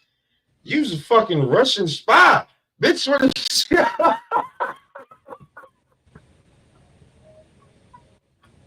Like, I don't know who this bitch is. Like, yo, I don't know who this bitch is in front of me right now. No, yo, that shit. Listen. All right, when you trying to build your shit, your foundation is home. On the lineup, crispy. I had to cam up real quick. Go ahead. This nigga just got out anyway. When foundation is home, when you fuck around and the money ain't coming in like it used to be, and shit and you start being like, yo, who the fuck is this bitch? Yo, who are you? What the fuck? Oh, hell no, man. What? Oh, man. And you talking about you got this hurt and niggas like, nigga, get over it. But nigga, I don't know this bitch since I was goddamn 11, 12, 13 years old, and all of a sudden now this bitch was a Russian spy since then. What the fuck? Russian spy is crazy. A Russian spy, nigga. What was that shit? The KGB. She one of them. Like, oh, what the fuck? Is she really y'all daughter? Did y'all adopt her? Y'all didn't know this shit? All of a sudden, now you got kids with it and everything. You done built everything. This bitch know everything about you, bro. You're a Russian spy. She could be using it. Hey, and I ain't gonna hold you. I was just finna say, man, like who? Okay, so I like when you got a significant other and shit ain't going right at home in a relationship, that definitely affect the motherfucker's performance in the workplace type shit, right? Like, and just getting over and getting Some niggas can't out even go to of, work. you feel what I'm saying? Type shit. But how long that nigga call out for? 2 years. 2 years. You know what I mean? Like, that was 2 years sick leave. So I look at it like this. Like, motherfucker really gotta be in the mental space to go out here and perform like a world champion and perform on that elite level. Because at the end of the day, besides your O being on the line, your belt, belt being on the line, nigga, your life on the line. Point blank, pure and simple. Word. Also, if you do desire to get back into the entire scene of being a champion and having your name, mentioned with all the other greats and in the boxing conversations and getting the big interviews on the large platforms, et cetera, making the money, you got to go out here and perform and put on the show and do your shit and make motherfuckers remember why they was fucking with you and missed you in the first place and been kind of asking for you to get back to business. You know what I mean? Like at the end of the day, come hell or high water, you still got to go out there and put on the fucking show and perform. Like, this how you eat. It's bread and meat.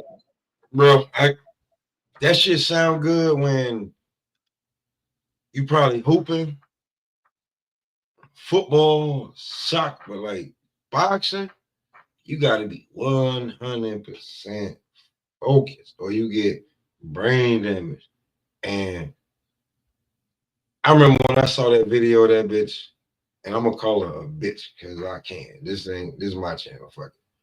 I remember when that bitch said he ain't never gonna fight again, and he ain't gonna be this, and he ain't gonna be that. I was like, on some real shit. I was like, you can't let this bitch win, my nigga. No, you can't let this bitch win. At all costs. I agree. You can't let her win, bro. Like, but I do get it, my nigga. That's like the niggas that's up north is different because it's like when you ain't like nigga, it's bitch after bitch after bitch after bitch. Like, you know what? I don't even fuck with a black bitch no more ever again if you live in New York. You ain't never got me. But you know what I'm saying? Like down south, man, that shit hurt, nigga. Like, ooh, This might be the fire motherfucker need to get back on the, you know what I mean? Cause look, motherfucker might have, you know, it might have left a scar in the wound so deep, right? Like the nigga, every time you fight, every time you get in the ring and fight, it should be a slap in the face and a gut check to short. Just for the, you know, saying some fuck shit like that to a nigga. You know what I'm saying? Like he'll never fight again. He'll like you purposely trying to fuck up my bread and meat. You understand what I'm saying? So every time I get in the ring, bitch, you know what I mean? Like figuratively. You feel what I'm saying? Like every time I get in the ring, ha, in your face. Ha, bitch. Every time I go knock a nigga out. Ha, bitch. I'm a world champion again. Ha ha, bitch. I'm undisputed. Ha ha ha ha, bitch. Like every time. You know, Fred, what you think about that, man? What you think about what I said, man? What you think about it? I mean, I don't know. I don't know what's going on with the dude. I mean, he obviously has some stuff in his personal life that he had to get over. Maybe he got over it.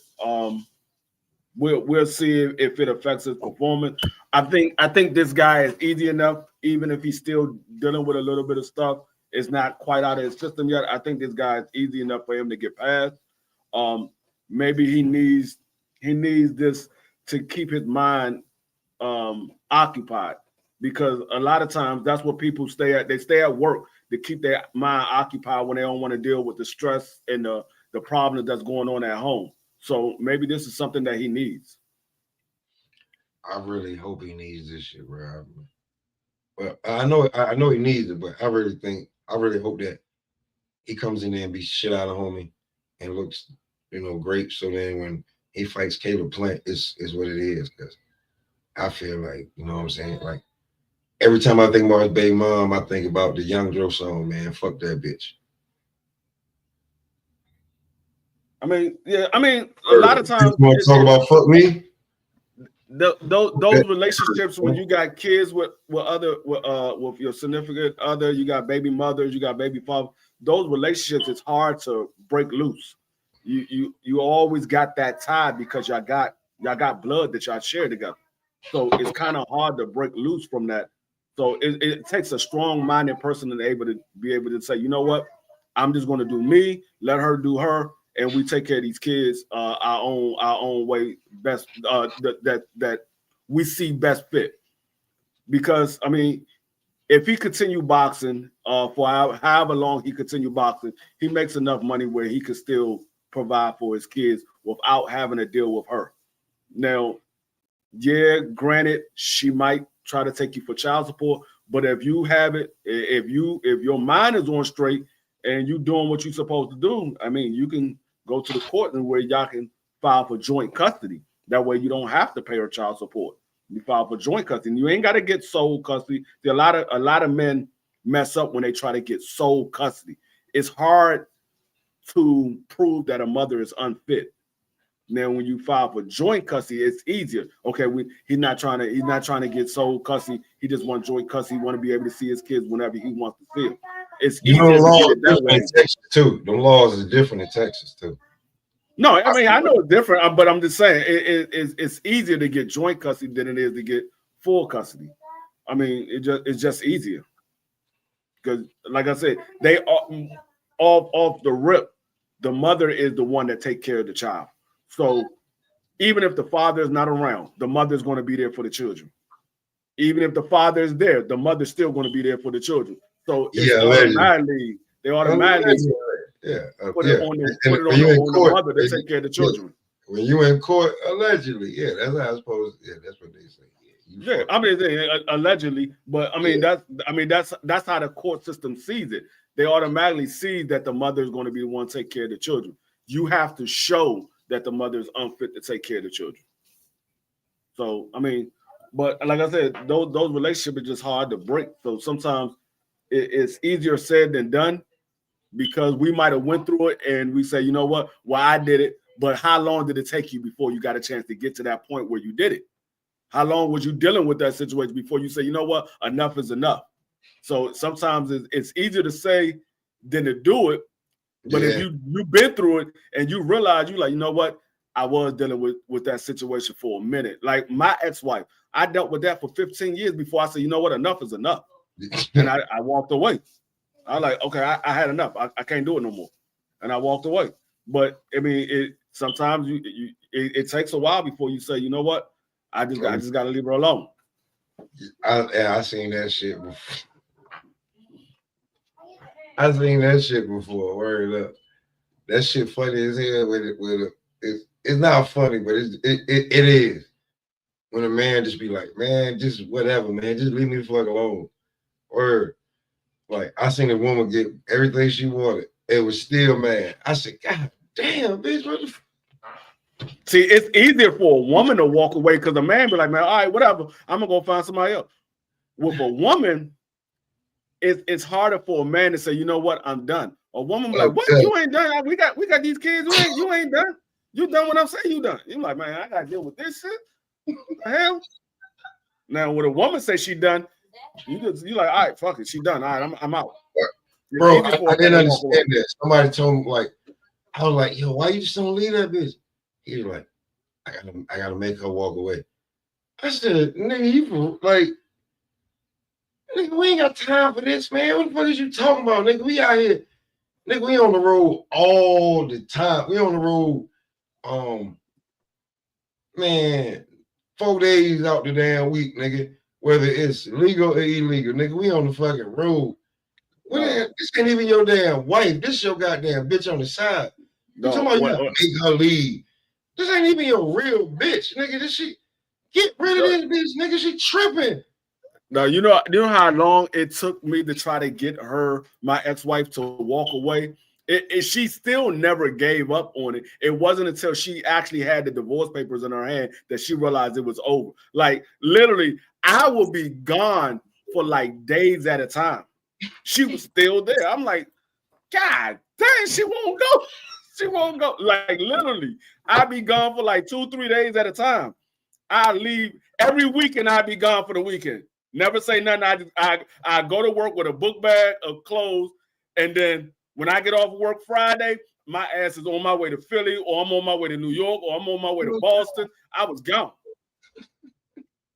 Literally every weekend for like 3 months straight. Every single weekend I was gone. She was still there. I was like, God damn, I can't get her to go. I'd be praying that I come home and all her stuff is gone. Nope, that stuff was still sitting there. I was like, man, what the hell? Now, if that was me and she disappeared for the weekend and I couldn't get in contact with her or nothing, nigga, she came back, I would have moved to another zip code.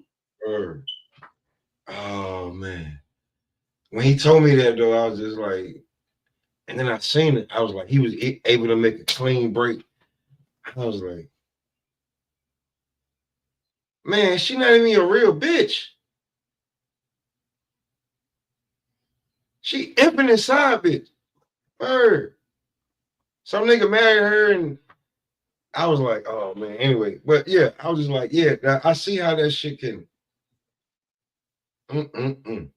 Nah, man. Like, word. And yeah, with the kids, and you make this a certain amount of damn money and different tax bracket, and she need this. And were they married? They was married too, and a certain type of lifestyle. Oh my fucking God, bro. But that's what happened with him, bro. I wish it was something different when it came to him.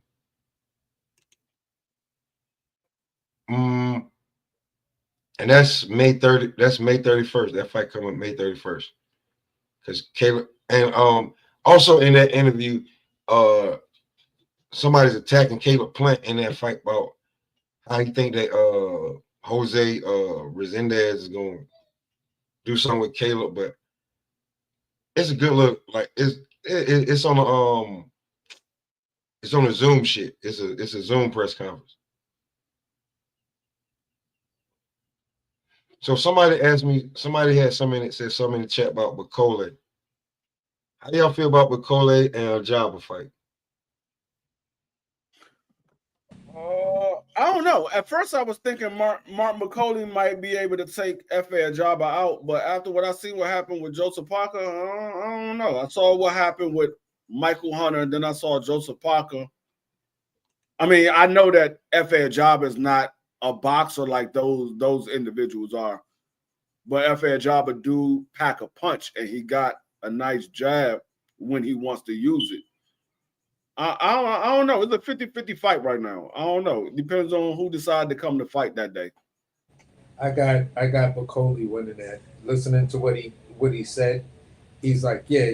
I don't even talk about that Joseph Parker thing. That was short notice. I'm past it. I'm looking to go out and make a statement on this guy. So when I look at that kind of energy, and you talking about a guy that gives you glimpses of, the late great George Foreman, then I don't know, man. Them slow, moving punches. You think you got out of the way of them shits, and you like, oh, it's still coming, and pop, it hit me. You feel what I'm saying? FA could beat him. You feel what I'm saying? If he uses his feet well and gives them angles and shit like that, he does have the type of power that could disrupt them. But I'm gonna say it like this: that punch that Joseph Parker got, that was a not in shape Bacole. I don't even know if you carry the same punch resistance when you're sitting on the couch as opposed to when you start seriously training at that level. So, long story short, man, I just think Martin Bacole's out there to make a statement and say, yeah, that Joseph Parker shit, I forget about that. What I will say, right, real quick before somebody else go, what I will say is, looking at the Michael Hunter and looking at the Joseph Parker fight, it further lets me know that Big Baby Anderson was not focused, because I think he's a better boxer than both those guys. I think he's a better boxer than Joseph Parker and Michael Hunter, but it further lets me know that he was not focused. Because I think if he was locked in and focused, I think he could beat Martin Bacole. I think he has the skill to be able to beat him. He has the skill to be able to beat him, but here's the thing you need for me. I ain't got no pop in the punch. For what I not see enough for pop. You can have the skill, but do what we talking about? The discipline? If you ain't got the discipline to stay with the game plan like Michael Hunter did for the entirety of the fight, then Bacole gonna break you down. Yeah, no. I agree with that. That's why I said I don't think he was focused and locked in. We just talking about the Martin Bacole, and I just brought up the fact that I saw how Joseph Parker beat Martin Bacole, and I saw how Michael Hunter. It just further let me know that Big Baby Anderson wasn't focused and locked in. I think if he is focused, that's part of being disciplined, being focused, being locked in. That's part of being disciplined. So that's why I say that. I feel like with Bacole, I ain't even gonna say that he hopped in there too soon, because I think he could have hopped in there, like that and beat a lot of people. He just couldn't beat Joseph Parker hopping in that soon. You know what I mean? So, like I said beforehand, he doing himself a disservice in the sense. Taking it, I get the money. You can't like $500,000. That's more than he ever made, right? I think 600 million. You made 600 million. Hey, I think so. There's more. So I get it, but as far as the actual fight go, he did himself a disservice. You know what I mean? As far as Jared Anderson, but he tried to tell Turkey though. He tried to tell Turkey that he didn't want that fight. You know what I'm saying? They pretty much begged him to do the fight. You see what I'm saying? Yeah, his team didn't want they to offered do him that fight. They offered him 300K. He said no. Then they gave him 600K, and you knew his team advised him not to do that fight. His team didn't want him to do that fight at all. His team, his promotional team, Bob Arum did not want him to take that fight with Bacole at all. But it was the money. I think, in my honest opinion, Bacole could be Joseph Parker if he had a full camp. That's what I believe. I just believe I that do even if he too. had, Well, I feel like much better shot. even if he had a half a camp, maybe he would have been able to come in there a lot, you know what I'm saying, and do some justice. But he knew when he went in there that he wasn't going. He should have known when he went in there he wasn't going to fight, and he was holding his own. You see what I'm saying in that fight, even though when he came in on like a 2-day notice. So no matter what. You see what I'm saying? It still looked like he was about to do something in that ring. It didn't look like he Yeah. was just going, you know, getting bullied and beat up. So no Yeah, he's matter what, competent for sure. He's competent for sure, but he did yeah. himself. So no matter He what, did himself for that's what. this. He didn't give himself the best chance to win. You know what I mean? At But, all. but there's a reason why he did it though, and I understand and I respect that. He wanted to be Yeah, in I a get good it. grace. I understand why he You did see what it. I'm I understand saying? why he did Yeah. it. Cause I would I have done the mean, same shit. You know yeah. what I mean? Thank you. And think about it. You get another fight. You're getting paid. I'm pretty sure. Hold on, wait, hold They're gonna, on, Blue. If he already knew he had this fight coming up, I wouldn't have done the same shit. If he already knew he had this one, I wouldn't have probably. I'm lying. no, I don't think it went. I don't 600. think it went I'm down lying. like that though, 600,000. Yeah, I Sam. would have. I'm lying. You're right. I would have. Never mind. Go ahead. My Yeah, bad. that's what I'm saying. So My bad, brother. so look, You're right. they even told him straight up, look, they the Sheik was like, look, you do this fight, you know what I'm saying? I'll get you another fight, guaranteed. You see what I'm saying? So that's money in the bag right there. So he could he about to probably make like $1 million off 2 Mm-hmm. fights. You know what I'm saying? Fights, Who could say That's like, right. you know what I'm saying? Who could say that that's life changing right there? Now that's how you spin it. You know what I'm saying? That makes it all better. And think about this. He didn't even have to pay for no training cap, none of that shit, bro. So that 600K, he probably got like what? He probably made all that. You know what I'm saying? Like 500 something Pretty K. comfortable. You know what I'm saying? Out that fight. Think about it. You ain't gotta pay for shit. You ain't gotta pay for all the expensive. Pay for your coach to do nothing. Pretty much. Hey, yeah, we about to do this fight. Okay, cool. Y'all don't want me to? Well, you know what? I don't want it to either. But you know they up the ante on the motherfucker pay, so let's do it. He probably walked away with about 4.5 in the end after breaking You think everybody so? off. Yep, after breaking everybody out. But you didn't have to I mean, pay. But 5.5. My bad. 5.5. That's what I meant. My bad. Yeah, I was getting 5.5. ready to That's say what I meant. because I was getting ready to That's say what I meant because to he say. didn't My have to bad. pay. They didn't have to really do anything. All Yeah, I got to do is 5.5. pay my After team he broke to everybody fly out there after now. taxes, after Yeah, after the 125K for taxes, he give his team, you know, whatever they get, yep. 25, 50, I think he probably something made like off that. with like 20, 5.2. I whatever they think he get. probably made off with like Yeah, something like 5.2 that. after paying everybody expenses, shit like that, having fun. You know, if I was Yeah, him, I something would have like that. probably went down there and spent a little bit of money. You know what I'm saying? Shit, let me see what it's Absolutely. like out here. You dig? Y'all gotta remember his taxes is not like ours. They in a different country, so they got different taxes. They ain't like Now, us. he already He's like making more money over there if I'm too. not mistaken, bro, his like great granddaddy is a real king, like was a real king or something back in like was a real like his family, if I'm mistaken, that like they really come from royalty. If I'm mistaken, like they be over there building houses and villages and shit over there. Like we could like the money that they make when they in the US, yeah, the taxes is different. But when they over there and they from a different country, those taxes are different. Like the Americans, they have a certain tax they have to pay because they're Americans. Yeah, you're right. Yeah, you're right. Yeah, true that. Being from another country, their taxes are different. It's not the same as ours. So we don't know what their tax bracket is. Yeah, he probably got an increase more like when he went back over there. His shit probably went up fucking $1 trillion. Yeah, that's what I'm saying. He made more money. Think about it. You know what I'm saying?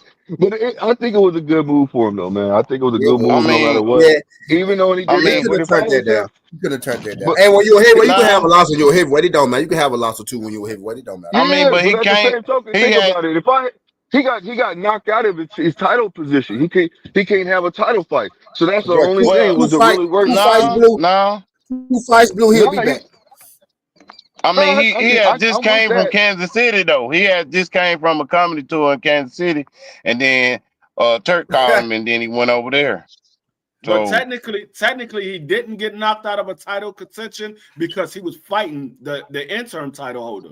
So he was fighting for the same position he would have got. Cam, tell him what happened, man. I think he's still top 7. Tell him what happened, Cam. Why y'all talking about Cam? Tell you. I don't know what's going on. I mean, Cam might be doing something. That's fucked up because he calling Cam Martin McCullough. Yeah, I know, nigga.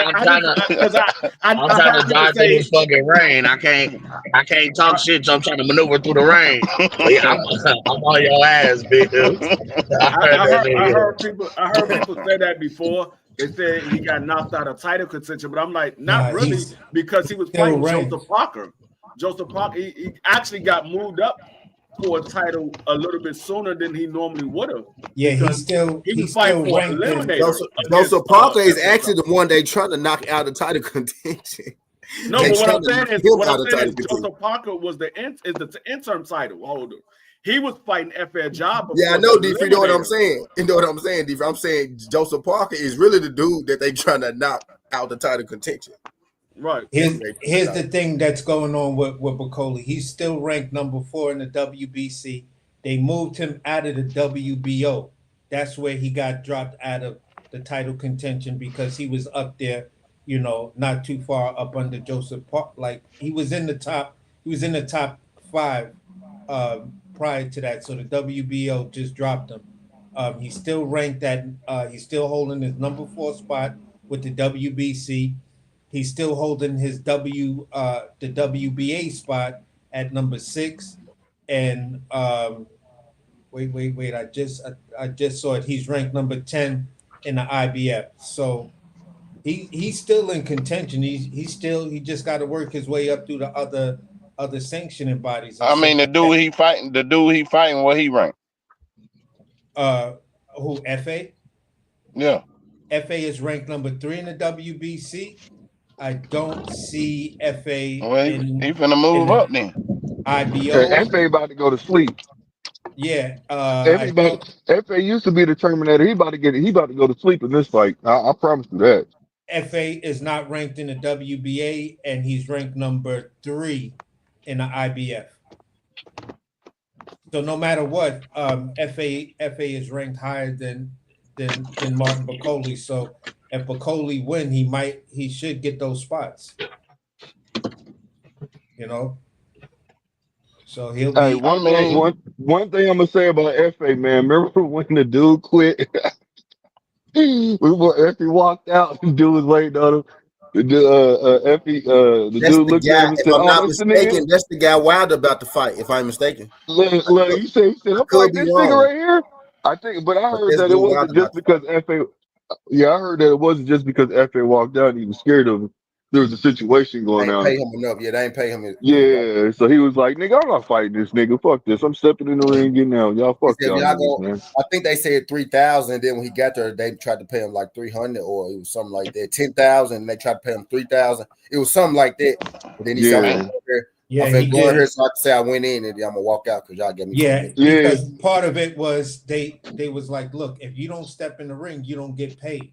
And that was per contract based on the way his people, that dude's people was talking when they I saw it, maybe Hatman or some dude like that, or this other dude that was from Brazil covered that situation, because these dudes was big on FA, and the dude was like, yeah, so they couldn't sue me. I lived up to the contract. I stepped in the ring. I waited, I waited for the announcements and everything. And I waited for FA to step in the ring. Once he stepped in the ring, I got up out of there. He was like, I had no matter what, bro. That's smart. It was that's smart. I don't give a fuck. I don't give a fuck what anybody say. But to a casual, I'm gonna tell you like this: it looks like that man was scared of FA. You see what I'm saying? So that's what. If you look at it from somebody else, you would think like, oh, FA is a shit. You see what I'm saying? Because how it went down, you would think that would give FA more, make his fighter score go up a little bit more, and a casual's eye because they like, man, these niggas is walking out on this motherfucker. He didn't know what the fuck was going on. That's why you see him like, what the fuck just happened? Because he didn't understand what these dudes was trying to do to his opponent and shit like that. Well, what makes you a casual boxing fan for the people out there? A person who only tuned in, for like the big fights. A person who only tuned in like when something big happened. Okay. You could be casual. You could actually be a hardcore and a casual at the same time. Like you could be a casual to everybody else and a hardcore to a certain fighter. Yeah, but I always say it like this. You Hope got it clip your this shit. casual So fan. Your casual fan will watch the fights like Canelo. They're very familiar with Canelo. Most of them are familiar with Tank, Ryan Garcia. Anybody who has a big name, they know those guys. When it comes down to the Hamza Shiraz, Jin Sasaki's, and Truck and who else? Bam Bam. They have no is idea that who the fuck these guys are. Now you got your hardcore casual. The hardcore casual okay? to me is the guy that will sit there, watch everything, go on the channels, have great conversations, but they don't want to take the time to put the research in. They watch the channels that they say, all right, this guy has a great talking point, and eventually somebody else will co-sign that talking point, or an article will come my way, and I may spend a couple of times on the article if So let the me ask you, headline AC. catches. And then the Let me ask you hardcore something. fan is the motherfucker that's going to the fights, is at all oppressors and stuff like that. And these guys are usually your content creators. Let me ask you something, Usually. AC. So calling somebody a casual fan, is that disrespectful? It's not what If you say. if somebody call you a casual, will you feel disrespected? Let me change that. Okay, if a person called me a casual, will I feel disrespected? No, because I'm gonna just tell you I'm an educated casual. Come on, AC. Come on, AC. I don't get Come on. disrespect. I don't listen. Calling me a casual. Everybody on the panel. I won't feel that way. That's just me. You feel what I'm saying? Because I've been in conversations and I know I'm spitting facts, but do you feel half the disrespected? dudes is talking to me like, oh, but you out here talking like a casual. Yeah, because you just don't like the truth. And the mere fact that I'm cutting through all the bullshit, you feel what I'm saying, and showing you where the perception is reality, you just don't want to accept it. So it sounds like you feel disrespected when somebody call you a casual because you got to break the shit down in the terms that they might not understand. I don't feel that way, because at the end of the day, you know what I'm saying? If we having great conversations, you feel what I'm saying? I feel like this. It's a each one teach one. Even if we're in a heated debate, it's still a type of situation where I still look for the each one teach one type of scenario to come out of it. Okay, so if I'm a casual, you put me on to something that I wouldn't know. D-Freaks, if somebody call you a casual, are you feeling disrespected? I don't feel disrespected. I say if I'm a casual, then let's debate something that you think I would know. I would, if you call me a casual, we're gonna start debating, and I'm gonna prove to you that I'm not a casual. But see, that sounds like you feel a little bit disrespected because you like, hold on there. Let's I won't debate. take it as disrespectful. I just take it as you don't know me. I won't take it as disrespect. I just say you don't know me. So I'm gonna debate you to show you that I'm not a casual. I won't take it as disrespect though. I'm gonna debate you to show you that, because you obviously don't know who I am. So once I finish debating you, you're gonna be like, oh yeah, no, he's not a casual. He's a hardcore boxing fan. Let me put it like this to piggyback off of what he said. I'm gonna say it like this: if a person was talking about the 108 or 112 pound division or 110 pound division, whatever it is, I would probably tell them, listen, I can't really speak on that. I'm kind of a casual to those lightweights. I just know like the big names. Any of those other little dudes that may be coming up and prospects, I have no idea who the fuck they are. So it's basically like where my concentration would be is pretty much anything from 126 to heavyweight. So it's basically how they call you a casual. Exactly. If they yelling at you and saying you a motherfucking casual and you gonna feel disrespect. Yeah, because I'm gonna be like, bro, tone it down a minute, because you trying to say I don't know like why y'all trying to sugarcoat it, man. No, y'all I'm trying to just sugarcoat saying this shit, man. It's not what you say, it's how you say it. That's just the way I rock. But they saying the same thing. You a casual. No, it's not. They saying Bills is on some bullshit. It's not the same thing, Bills. It's not the same thing. If they say that to you, Smoke, do you feel disrespected? Huh? It is the Bills. The Bills is the same thing. Yeah. Because he lost his beard. He lost his beard now, so now he lost his power to reason and Hey, deduct. So he just a hey, little I'm about to fucked die up. this. I'm about to die tomorrow, man. I'm tired of y'all motherfuckers, man. My shit gonna be black, goddamn it. Let my people go. Man, you better keep it original, man. Don't be trying to do that shit because then, like, you know what I'm saying. Don't color that shit in. Let it be known what you is, bro. Because Yeah, a week shit later, your me. shit gonna be Shit me. showing. Hey, look, a week later, your shit gonna be showing again. So nah, It don't even take fake 2 the funk. weeks. See, the box say 2 weeks, so I'm gonna go with He this. said the box. Nah, hell no, your hair grow. So you could have that shit. You could 3 days, your shit might be peaking a little gray right where your skin is. You know what I'm saying? So yeah. Let that shit just grow naturally, man. The fuck coloring that shit. They gonna love you with or without the gray. They don't care. I ain't worried about them. Shit, I'm married and out the game. It's all about me. So blue. So if somebody call you a casual, do you feel disrespect? Nah. Boy, y'all nonchalant today. I'm liking this. No, I'm I liking really this. don't care. You know what I'm saying? Because We coming back to this. We coming back to this because it be some heated debates on this channel, so and motherfucker call you see. look. I know. Hey, look. Now what it is, it's debate time. Shit, you're gonna debate about the subject. You're gonna say, okay, you call me a casual because you don't agree with what I'm talking about. So let's elaborate even more now. Let's get into it deeper. So yeah, you know what I'm saying? So See how y'all I just answering that shit, man. Y'all like politicians right now. You know what I mean? I'm not gonna feel disrespected. I'm gonna say, come on, debate me, and I can break down why I'm not a casual. See, but no, that's I not mean, what's well, gonna happen. That's what I well, said. I mean, to be able to hold a debate, man, you really don't need to be putting emotions into it. You know what I'm saying? Feelings involved. You should be able to get your point, hold a dialogue, both of y'all, and get y'all point across. You know what I'm saying, and go from there. Yeah, Hold on, that's this ain't blue. This is not blue. What you mean, bro? This ain't What blue, you man. mean? Blue, What you mean? I This don't is what see. I do. I don't even listen. I don't even listen. I don't even like motherfucking yelling anymore, bro. I don't even do none of that your shit. I just be You like, tag got man, get. team. whatever. Hey, Bill, your tag team partner went solo on you. Me and AC over Didn't there he? with the Kelly boys. Nah, He said I nah, don't even nah, like nah. yelling no more, man.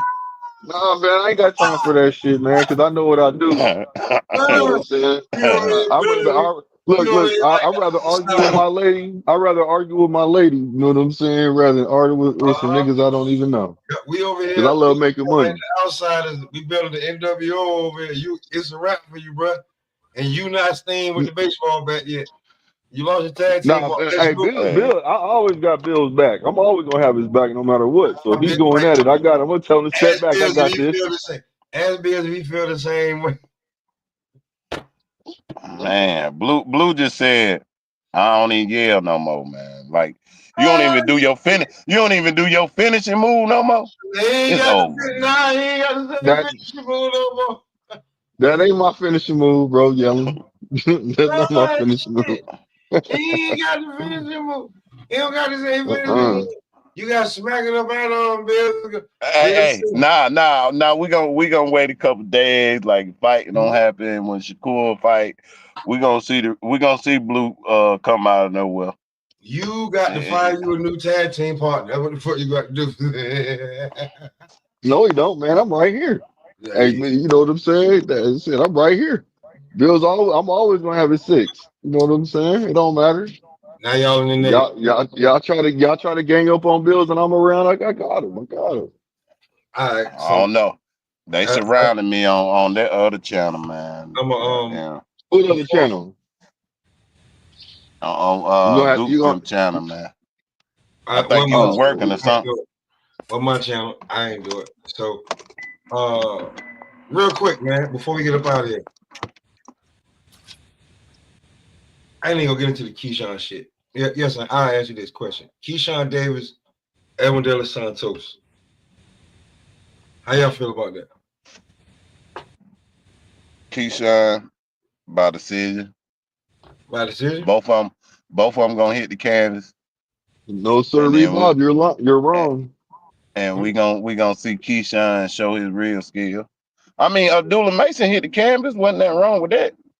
No. Nah, what I'm saying is this gonna be a knockout. One of them niggas is getting knocked out because you got to understand. Like I keep saying, man, at De Los Santos in his head, he feels like Keyshawn ducked him. You see what I'm saying? Now you know Keyshawn was like, nigga, you feel like I ducked you, nigga. Here's the motherfucking shit. So that's gonna be a good fight. Both of them, they go both stay in there. You know, they gonna both styles make fights. So that if somebody get knocked out, that's what I believe. It ain't going the distance. I kind of agree with Bill. I think it's gonna go the distance. I would favor Keyshawn because of De Los Santos coming off a layoff. He hasn't fought since he fought Shakur. So he's coming off a long layoff, and he's coming off a shoulder injury. So I don't know how much he actually trusts his shoulder. So he might be a little hesitant at some point in that fight. So I think it's gonna go to this, and I favor Keyshawn to get the unanimous decision. So hold on. You think he's gonna run around the ring? You think De Los Santos is gonna move around the ring? No, I Since don't he think ain't he's gonna gonna be move. throwing punches? I don't think he's gonna move around the ring. I just think he's gonna be hesitant of. I mean, he's not going to be 100% confident in his shoulder. I don't think he will. He could very well be 100% confident in his shoulder. I'm just going by what he had. He had a blood clot. He had shoulder surgery, and so that could play a part in his mind. So he could be a hesitant in throwing that shot a little bit. So I think he's just going to be he's going to That pull was his back on right some or punches. left shoulder. Yeah, he's going That was to his pull right. back on some punches. But what shoulder was that? I think it was his right, if I'm not mistaken. I think it was his right shoulder, which is Keyshawn is an his aggressive, power. mean fighter. He is not gonna go in. He's not going distance with that man, bro. He's I not mean, going distance. If Keyshawn went the distance before with guys that less talent than Delbert Santos. Yeah, but I think this is different though, man. They both training. They both gonna go in there at the best of their abilities, man. And they both got so. This is something that Keyshawn got. He's proving himself right now, bro.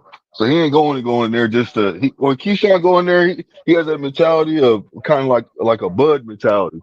You know, he going in there So you got just to let you play around. He gonna go in there to hurt you if he sees you hurt, or he gonna put them paws on you if he sees that you lacking in a certain area, he gonna try to attack it, bro. Like I think it's not going the distance, man. That's just my personal belief. So if you feel like that, I ain't mad at you. Keyshawn coming there, he coming there and thinking he gonna take him out. He might walk into something. We seen him do it before. So he gonna punch him in the shoulder. He punching him in the shoulder. That's what we doing. Bill, you on some bullshit. Hey, he might punch him in the shoulder and get countered with that same arm. Yeah, that's what I'm saying. Because De Los Santos is athletic, first of all, just like Keyshawn. They both athletic. They both got footwork. You see what I'm saying? One's footwork could be better than the others, but they both got power. So that's what I'm trying to tell you. And De Los Santos, he might try to set Keyshawn up for some shit just to get him frustrated to set him up. Or Keyshawn could be doing the same thing because he's got the three-headed dragon backing him, bro. I'm trying to tell you. That's why I'm saying Keyshawn should pull this out, and I believe he's gonna knock him out, bro. Hey, If he gets this man hurt at all, bro, I'm telling you, it's going both ways when I in this fight. I see this fight as a 50-50 fight right here. The only reason why, well, I would say 55. I would say 55-45, Keyshawn, because De Los Santos has been off for so long. Well, I just want to chime in. I just want to chime in with this. De Los Santos is he's got as many knockouts as Keyshawn has fights. So De Los Santos has a 87.5 knockout ratio. I believe Keyshawn's is like 69%. So I get it. Wow, he has more knockouts than Keyshawn has fights. Keyshawn only has 13 fights with 9 knockouts, giving him a 69%. De Los Santos, let me go back just to clear up the numbers. De Los Santos has 16 fights, 14 knockouts. He also has 2 losses. So I mean, how many of those fights Keyshawn had was like 4 rounders or none? Let's go back and just really check. I mean, the 4 round of fights, he probably did knock them out because he didn't get into his groove. So shit, I that don't think he had, 69 might be I don't think 90. he had no he ain't had no 4 rounds because he came out the Nah, Olympics. He started early. he But had one. if you look at the act like you look at like the records of the people that he fought, the competition, the people that he fought, he actually started with pretty high competition. You know what I mean, Yeah, Keyshawn? he So had one fight. He did pick up the knockouts a little later, but he started with pretty high level motherfuckers. Lester Brown was his first professional fight. That was a 4-round fight. Right after Lester Brown, he went straight into a 6-round fight. He got 3 6-round fights, 3 8-round fights, 4 5 6 10-round fights, and then his last 2 fights were 12-rounders. So he's been moved extreme. So he got fast track. He got more 6-round fights than anything. You know what I'm saying? More 10-round. My bad. More 10-round fights. He's got more 10-round fights than anything. He's between 6 and 8-rounders. He got the same kind of number. Hey, hold on, AC. So what you saying, man? Are you saying that it's gonna be the distance or is it a knockout? I'm just spitting out the numbers. No, I understand that, but what are you leaning toward? What's your opinion? You speak the numbers, but what's your opinion? My Is it going the distance or a knockout? My opinion is, I believe this fight is going to end in a knockout between either one of the guys. They both have the ability to knock each other out. De Los Santos is coming off a layoff. He's coming off of taking blood clot medication, and I know how that shit feels. So it gets a little sketchy. Huh? In this fight, if De Los Santos was 100%, I'd probably be leaning a little more towards De Los Santos, but I gotta keep is it because of experience? Yeah. Okay, I was gonna say that's a good answer. Yep. Because of his experience and shit like that,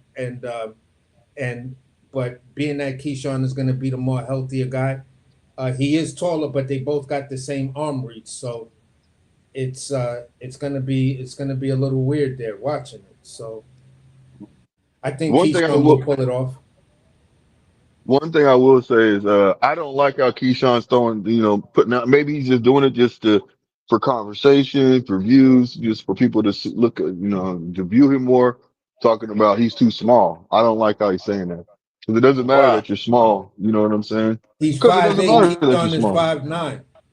Yeah, he's saying he's too small. Keyshawn is 5'9". Keyshawn is saying that De Los Santos is too small, and I don't like that when you talk like that. Yeah, I don't like that. I don't like that talk because the simple fact is, it doesn't matter if he's same height or whatever. You know what I'm saying? Just get in there and fight. I mean, like I said, but hold on, he could be using it for marketing purposes, though. That's the reason why I'm trying to say he might not really mean that. He could have a reason why he's saying it, though. But is that any different than him saying, "I'm gonna knock your ass out"? I don't. Listen. They both said that shit. Somebody get knocked out. I'm just saying though, like, oh, you too small, you too little.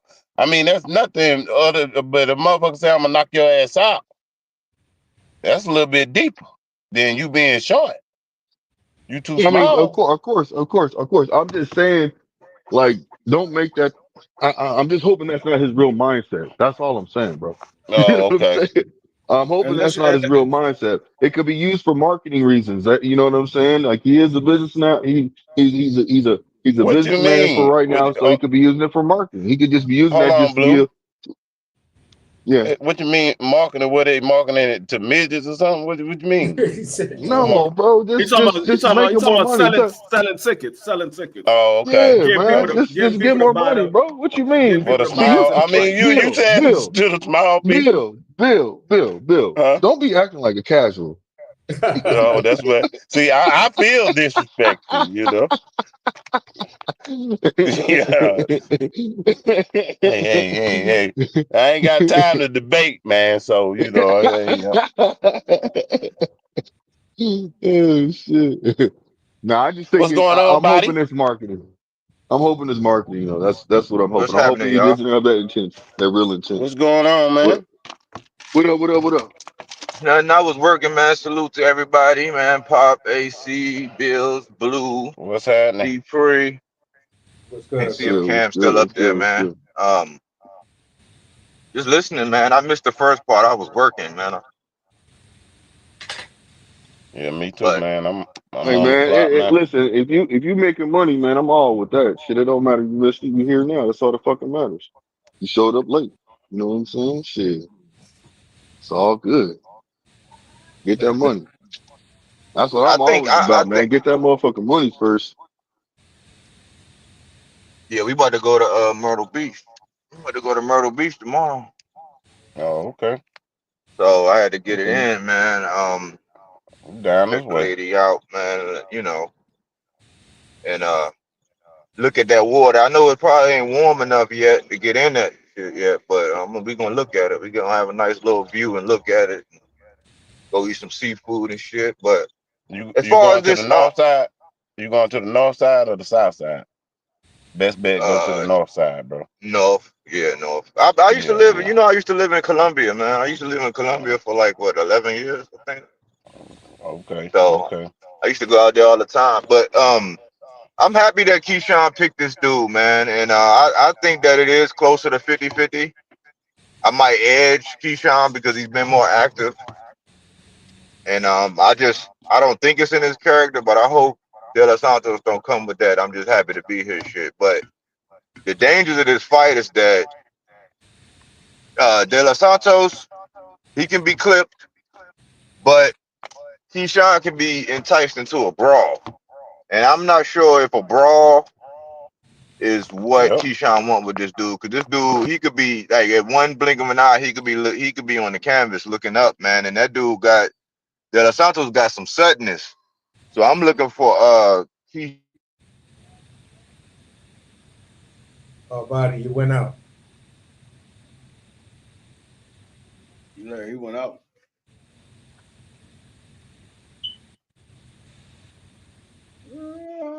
Body, you probably drove through a dead zone, bro. Yeah, he sound like he driving. Can you hear me? Yeah, Yeah, he good now. Oh, okay. Yeah, I hope a lot of it's not gamesmanship. A lot of the things that he's not just gamesmanship. I mean, it is just gamesmanship, and that he just, like Bill's, like Blue said, just like kind of marketing himself or selling the fight. Because De La Santos, he is they don't call him the grenade for nothing, man. So I look for a war of attrition, and everything started to really heat up around like the fifth, sixth round. And I don't see this fight going the distance either way. I could see either one. I could see either one of them getting knocked out in this fight, man. It just depends on if Keyshawn's going to listen to his coaches and stick with a game plan and ramp it up to where it's like, okay, I'm gonna break them down and pick them apart. But if you go in there trying to get too spicy too early, De Los Santos is sudden enough. He's explosive enough. And I think that Shakur fight might have done a little bit for him as far as boxing. It Because he did, already know, body. It man. did. It did. It did. It did. It did. As far as knowing that you're not going to have the judges on your side, so it's not going to be in your favor. And he's playing with the church's money in a sense, because nobody's really they're going to sell it like, oh man, De La Santo, like they're already selling it like, oh, how can Keyshawn pick this guy? Some people, depending on if you're a Keyshawn fan or not, they're selling it like, why would he pick this guy? Look at this guy, he's inactive and all this and all that. But it's like that man also has had time to heal, and you don't know what kind of training and what kind of regiment this dude been on. So Mhm. you could be thinking that he's this a cherry, but I wouldn't go in there like a cherry. I would go in there like this dude is very dangerous. You know what I'm saying? To protect your chin at all times, because Yes, sir. he gonna touch that shit. He gonna touch it. And like I know, it's like Keyshawn has a lot of bud in him, to where Yes. if you hit Yes. him, he gonna want to get his get back. And with a guy like De Los Yep. Santos, you might not be able to do it right away. So I like this fight now, and I'm happy that Keyshawn is really showing and separating himself as far as opponent selection, because he could do the Belonga shit. He could pick these guys and make himself look all good. But this showed me something about Keyshawn. All the Yeah. antics So, outside the ring and shit, it showed me Yeah, something. yeah. I like the move. I mean, yeah, of course. Like you will wish that De Los Santos was a little more active going into this fight. but make no mistake about it, De Los Santos is definitely a game opponent. So I like the move, and if De Los Santos is at the minimum is at 80%, and De Los Santos come to fight, this would tell us if Keyshawn is really ready for the top of the division. Because This is a step-up fight. Yeah, if he can't get past De Los Santos, I don't know if he's really ready for that top of the division, because De Los Santos, I don't believe he beats Shakur in a rematch. I don't believe he beats Tank. Now he might be able to get past Loma, but we don't know if Loma's coming back. So he might be able to get past Loma because of Loma age. But if you can't get past De Los Santos, are you really ready for those guys at the top? So I like the move because it's a measuring stick. Now I just don't want, and I know it's going to happen. I just don't want the fans out here talking about, oh, you saw what Keyshawn did to De Los Santos. Look what Shakur did, and then they try to get this whole feud, and then now we got a whole bunch coming. That's yeah. As I said, I know they're going to do it. I know they're going to do it. Come on, bro. You know that's the first thing that's going to happen. Now, especially if he stops De Los Santos. Like I said, I know they're going to do it, and I think the first person that's going to bite the bait might be Shakur. I think he might be the one to bite the bait, because he's always getting in his feelings on Twitter. So he might be the first one to bite the bait. Oh, can I ask you something? Can I ask you something real quick, Free? Saying, when you're saying bite the bait, you're talking about basically having a negative reaction and then saying that he wants to fight No, Keyshawn? not saying that he wants to fight. I just wanted more. I need to have a better understanding what you're saying. That's why I actually go ahead. Not saying that he wants to fight Keyshawn, but he might not use his words wisely. He might say something that trigger a negative effect on Keyshawn. Like he might say something not to put down Keyshawn, or he didn't mean to put down Keyshawn, but the words, the way it comes off on Twitter is like he's putting down Keyshawn, and people going to run with the video. People going to play wordplay and then run like the wind with it. Yeah, right. Saying something. Imagine that's what I mean when I say Shakur might be the first one to bite the bait. Now I don't care if a fight comes between the two. I don't care. I want to see who's the better between the two brothers. I mean, they quote unquote they call each other brothers. I want to see who's the best between the two. But I just wanted to say this real quick. I know they don't want to fight each other. I just wanted to mentioned on that. Yeah, Blue. I came back at the right fucking time. You heard what the fuck he said. I just wanted to come in and say this real quick. Basically, let's say Keyshawn stops him. Let's say Keyshawn stops him, right? To read what Shakur says right after the stoppage, because you know he likes to tweet during the fights and stuff like that. If he said something like, yeah, imagine if my hands was 100% when I fought this guy, it wouldn't have even been close. That, even though he's not saying he's not saying too much or whatever, it's the whole part of imagine the fight wouldn't have been close and yada, yada, yada. Some people scared of Keyshawn, man. They're going to be like, nah, bro, why is you trying to take Sean away from little bro, man? All you had to do was say congratulations, great stoppage, blah, blah, blah. We didn't need to hear it be about you in any way, shape, or form. No, I will. No, go ahead first. My bad. I apologize. I was just gonna say, just land the plane real fast with just if he does something within that scope, it might come off negative to the fans and looking at it like, bro, that's supposed to be little bro. Let him shine. Yeah. So no, I can dig that. So, but So Shakur said, even if, say for instance, so he said styles make fights, because I even said the same thing too. Styles make fights. So Shakur said he don't care, saying if Keyshawn beats him, in a certain kind of way, because styles make fights. You see what I'm saying? So therefore, I don't think that Shakur should say anything, but if he does, then you know what? It's gonna be like you're kind of you're opening the door for people to hit backlash you. You see what I'm saying? For backlash. So I think he needs to keep the same energy, which he's been saying, that is, look, he should congratulate him if anything. Hey man, good fight.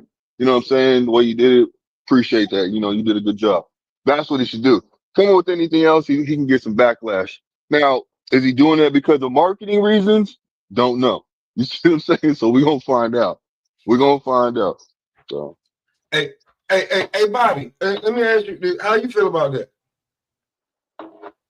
I was gonna say if he do anything different than what he been doing, people gonna make something out of this. I told y'all this was coming down the pipe. I said it before. I said now once he start winning because they already saying there already a lot of people out here saying that Keyshawn is better. You know, there's a lot of people jumping ship, a lot of people straddling the fence, and a lot of people thinking the grass is greener on the other side when it comes to Shakur and Key. So if he do anything uncharacteristic, like not be tweeting right after the fight, and they are going to scrutinize whatever he say, you know what I'm saying? Because if it's not cut and dry, like I told you, dude was too small or something like that, and just leaving it like that, they're going to interpret whatever. So he's going to have to be very meticulous about that tweet, man, because it's going to happen, man. Like him winning alone, because him picking De Los Santos was a chess move. That was a chess move, him picking De Los Santos. He could have picked he could have picked some other dangerous person or gave another little dangerous guy a shot, or even a name, not even like a prospect, but another name. And he could have did the same thing with Frank Martin. Like now I'm gonna show you what I'm gonna do to Frank Martin. Like, you know what I'm saying? He could have, and I still hope he get it on with Frank Martin. I still want to see that fight. I still want to see that fight. I want to see that too. That's what I thought he was gonna do, because that's who they got. I mean, he got the beef with. It's more so Frank Martin and Keyshawn, not Shakur and Frank Martin. So it looks better if he went after Frank Martin instead of going after one of Shakur's former opponents. So I mean, and now you have something that you could say to Tank. Well, Tank, you got him out in 7. I got him out in 3. You have something to say to Tank instead of people trying to compare what Shakur did to what you did. It's more of a comparison between you and Tank. So I mean, I don't have no problem. But what you were saying real quick, Body, about how fans saying they believe that Keyshawn is better than Shakur now. I don't think Keyshawn is better than Shakur. I think he's more exciting than Shakur. I still think Shakur is better as far as technical skills. I think Shakur is better, but I think Keyshawn is more exciting. Yeah, I agree. I don't necessarily subscribe to Keyshawn being better. I mean, I do think that he does have the more fan-friendly style, but see, I believe that Keyshawn, this is the thing with Keyshawn. We're not going to really see who Keyshawn is. And I have one of these for all the boxers. I have one of these things that I say about all of the boxers. I don't discriminate. We're not going to see who Keyshawn is until he go up against a pure boxer. Because that's why I'm thinking him and Shakur is never going to fight. It's the guys that are the pure boxers. Like somebody like a Sandor Martin or somebody like that. A Sandor Martin, Alberto Puello, even I wouldn't say Ryo just yet because of the war, the him being kind of a little war torn here lately. My guy, but Hitchinson, like the pure box. That's why the De La Santos. I mean, that's why the Andy Cruz conversation is like a motherfucking thorn in the side, because he knows like these boxer punchers, I can get with them. I can get with them boxer punchers or the straight punchers. It's those guys that can move those feet and fence a little bit and keep you guessing and you got to play that game with him. I think that's his challenge. So I think he has the more fan-friendlier style to me. He's more exciting to watch than me, to me. But I think I'm still a Shakur fan at the core. I'm still a fan. I'm just critical of Shakur over the last 18 months because of the moves. How you think? But can I say something real quick? Go ahead. Okay, I'll be real quick. So, with Keyshawn, I seen something in a couple of his last fights. Keyshawn is like the type. Okay, so he got hit, right, and he made a facial expression of anger. You see what I'm saying? And literally started running that dude. But then he stopped and slowed down. He got his composure. See, that's what I'm worried about when it comes to Keyshawn. You see what I'm saying? Because I've seen him do certain things where he's like, motherfucker, what you do? You like, he can set himself off, but then he corrected it. You see what I'm saying? He stopped it right then and there. That's why I'm hoping that this is a marketing move by him saying that De Los Santos is too small. You see what I'm saying? Because I don't want him to go in there with the wrong mindset and thinking that, De Los Santos is sweet, because I believe Keyshawn should be able to win this fight. And that's why I'm saying it's going to be in a KO form, because no matter what, that's the only thing I can see with Keyshawn that that I believe can hinder him in this fight. Sometimes in the fight of mind, he got to have something that make him feel like he got the edge, whether it's true or not. You know, with Keyshawn, might be he too small. You know what I mean? Some dudes he too slow. You know, some dudes, you know, he too, you know what I mean? Like just whatever in your mind make you comfortable enough to get in the fight. Sometimes you gotta do. Don't mean it's true at all, but you know, it just make you feel better about the fight. Who made the comment? It might be too little. Or it's reverse psychology. Yeah, to get De Los Santos to think, oh, I'm too small. I'm gonna come in and show you I'm not, and that'll play into his wheelhouse, because De Los Santos is a boxer puncher, so he can box too. He can box, but he got power. I think he got more power than Keyshawn. I ain't gonna lie, but I think the skill set that Keyshawn has is a little bit better, and I'm still questioning the chins, because I don't know about Keyshawn Chin. But let me say this before to address what we were talking about earlier as far as this chess move. One of the reasons why I'm gonna put my Bills hat on, because I know he like to stir it up. But one of the reasons why he picked De Los Santos is because Shakur didn't stop him, right? Tank stopped Frank. So that might be a meal at 40, you know what I'm saying, or a fight at 40, or a bag at 40, however you want to look at it. At 40 when he get there.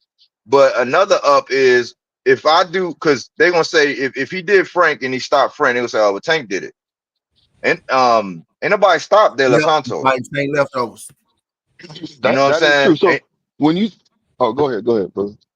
Yeah, so if he stops De Los Santos, that's gonna make a statement, bro. That's a statement. Didn't you say the reason why he picked, weren't you the one that said there was a reason why you believe that he picked De Los Santos? Yeah. Because so check this out. So I want to add to that. So like I said earlier, Keyshawn is very competitive. So therefore, when he got called out by De Los Santos, and De Los Santos mentioned to him and said, "Look, man, he ducked me," and he made that clear. I believe that's the reason why he probably sent him that shit. Like, nigga, I ain't ducked your punk ass. You know what I'm saying? This situation happened, but if you feel like that, and you putting it out there like that, here's a term sheet. Here's a term sheet. You know what I'm saying? What is it now? Since you think I ducked you. Well, I think it's more. I think he's separating himself. In a way, he's separating himself from some of the moves that the tribe may have made. Like some of the moves that people who are critical of the tribe have said about how they move. I think Keyshawn want to remove that doubt, because he could have easily brought another dude that he could just come in and just. Now he might think he can go in there and just do that to De Los Santos, and we're gonna see.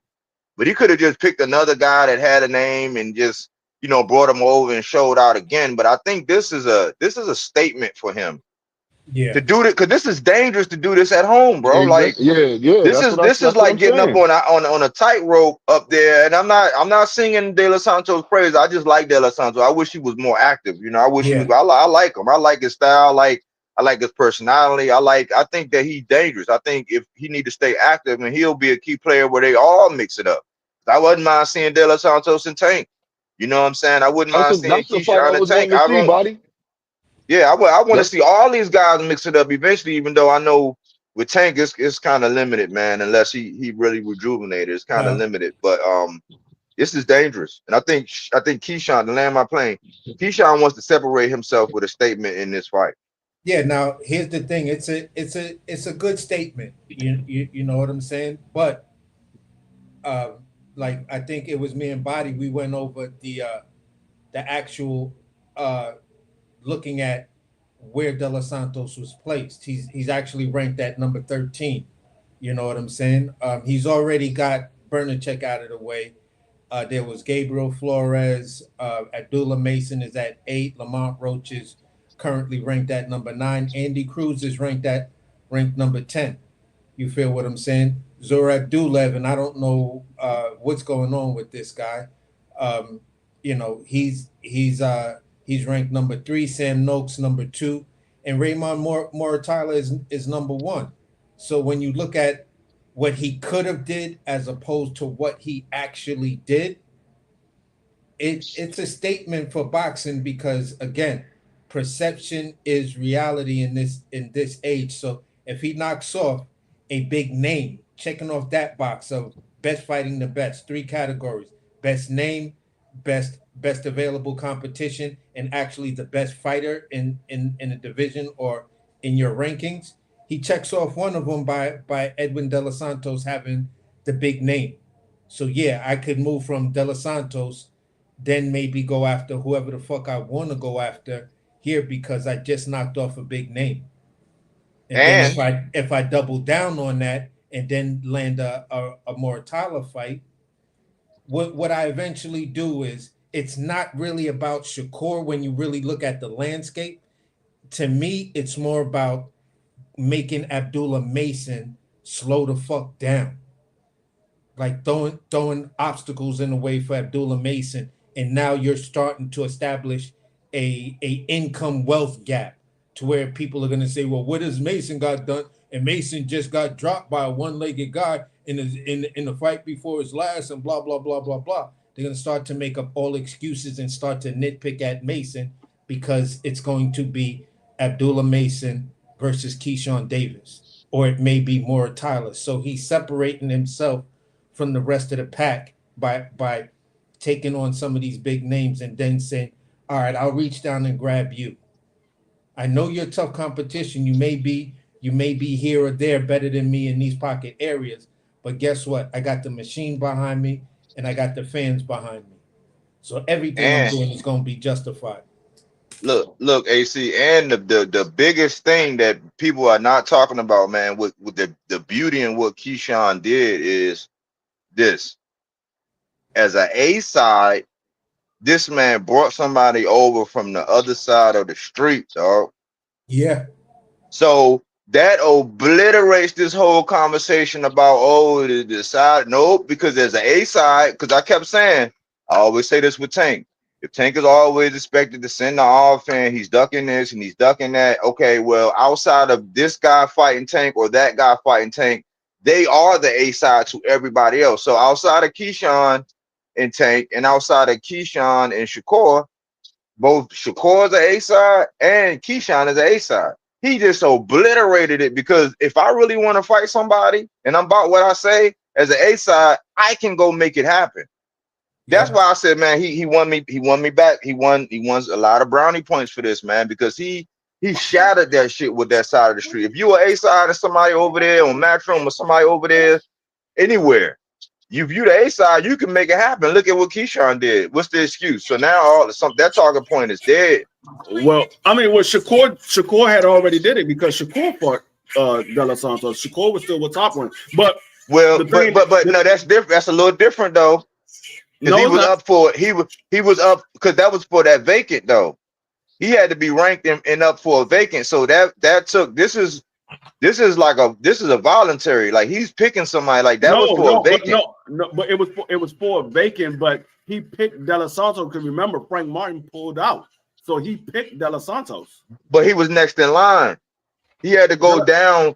He had to go down the line with these guys. So he couldn't just skip over somebody and say, I'm gonna give him a shot for it because it wasn't Shakur's belt. You know what I'm saying? It wasn't his. It was Devin vacated. So it was on the table. So it was a ranking thing. Shakur was there because he set it off with the sanctioning. He was the top dog. But he couldn't have picked anybody for it. Actually, the belt wasn't vacant. Shakur was awarded the belt because Shakur was the mandatory to Devin Haney. He was the mandatory to Devin Haney. Yeah. And Devin Haney dropped the belt. So Shakur was awarded the belt. So it wasn't vacant. It was awarded to Shakur. But he still had to go in line though, didn't he? Huh? He still had to go in line though. He couldn't have just defended it again. He couldn't have picked somebody like number 16 or some shit. No, I mean he didn't have to go in line because it didn't matter. He was the mandatory.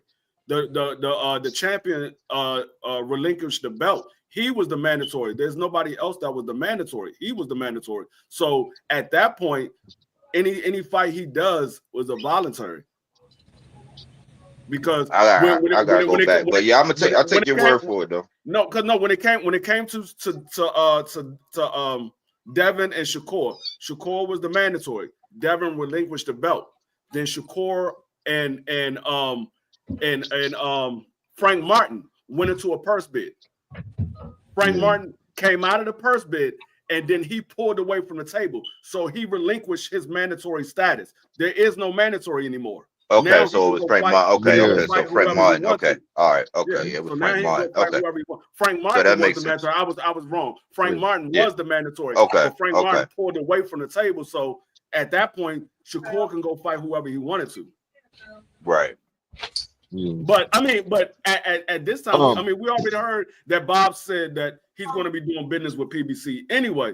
But it was always like I never paid attention to that side of the street. Yeah, it's a hurdle that you got to jump because you have this promoter and that promoter. But if the fighters really want that fight, it will happen. We saw it happen with daggone Ryan Garcia and Tank. Ryan said, "I want that fight." Oscar didn't want to make the fight. Ryan was like, "Well, I'm gonna make it myself." And he had got his own lawyers. So it can happen if the fighters want it. It all comes down to the fighters. That's the old school saying right there, though. Yeah. I mean, and people try to act like that shit don't exist.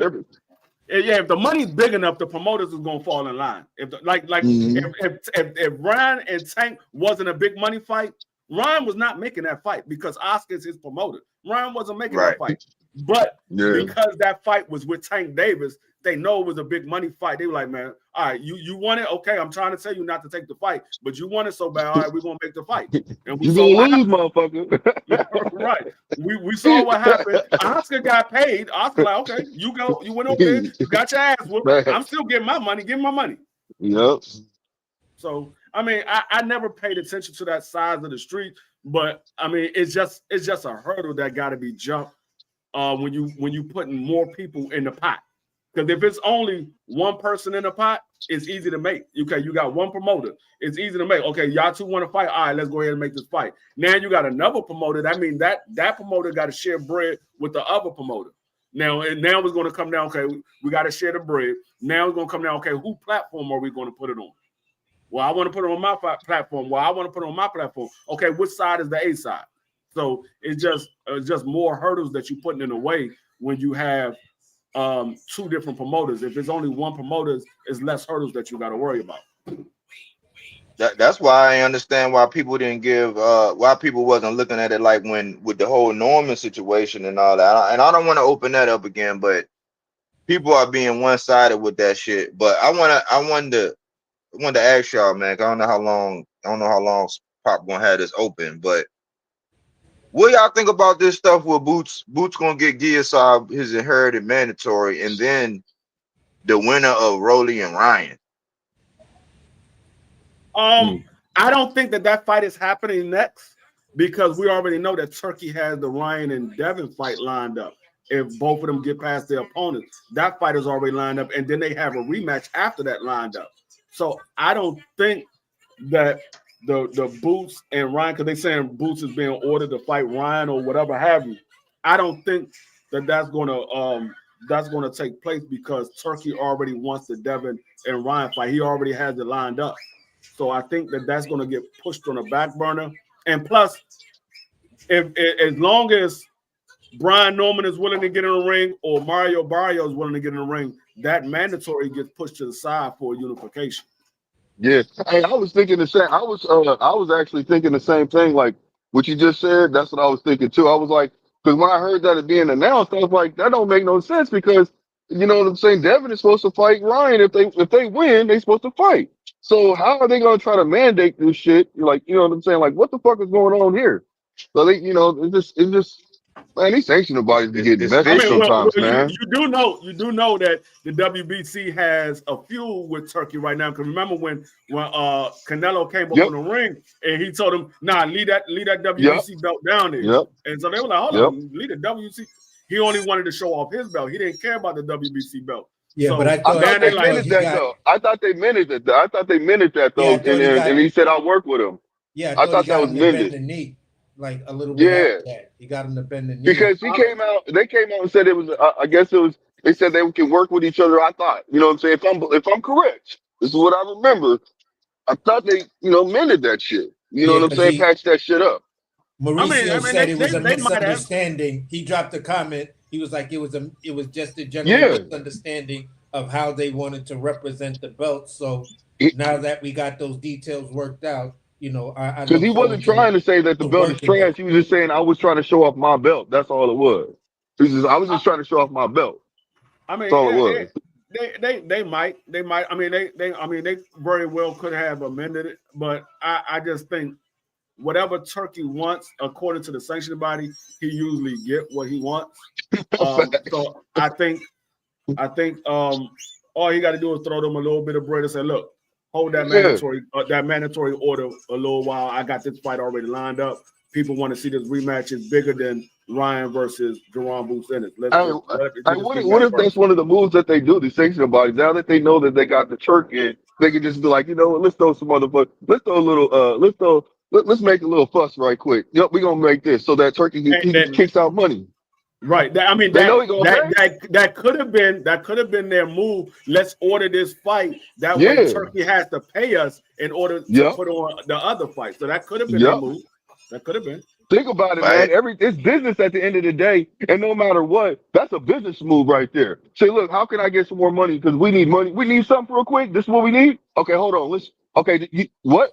Oh, we gonna hold a meeting? Talk about this tomorrow morning? Okay, cool. We'll talk about it then. They go in the meeting. They talk about it. Well, we need some money for this. Okay, well, let's do it like this because this motherfucker's got the bag. So let's get it. Let's see if we can pull it off. Let me ask you something though. Go ahead. Let me ask you something.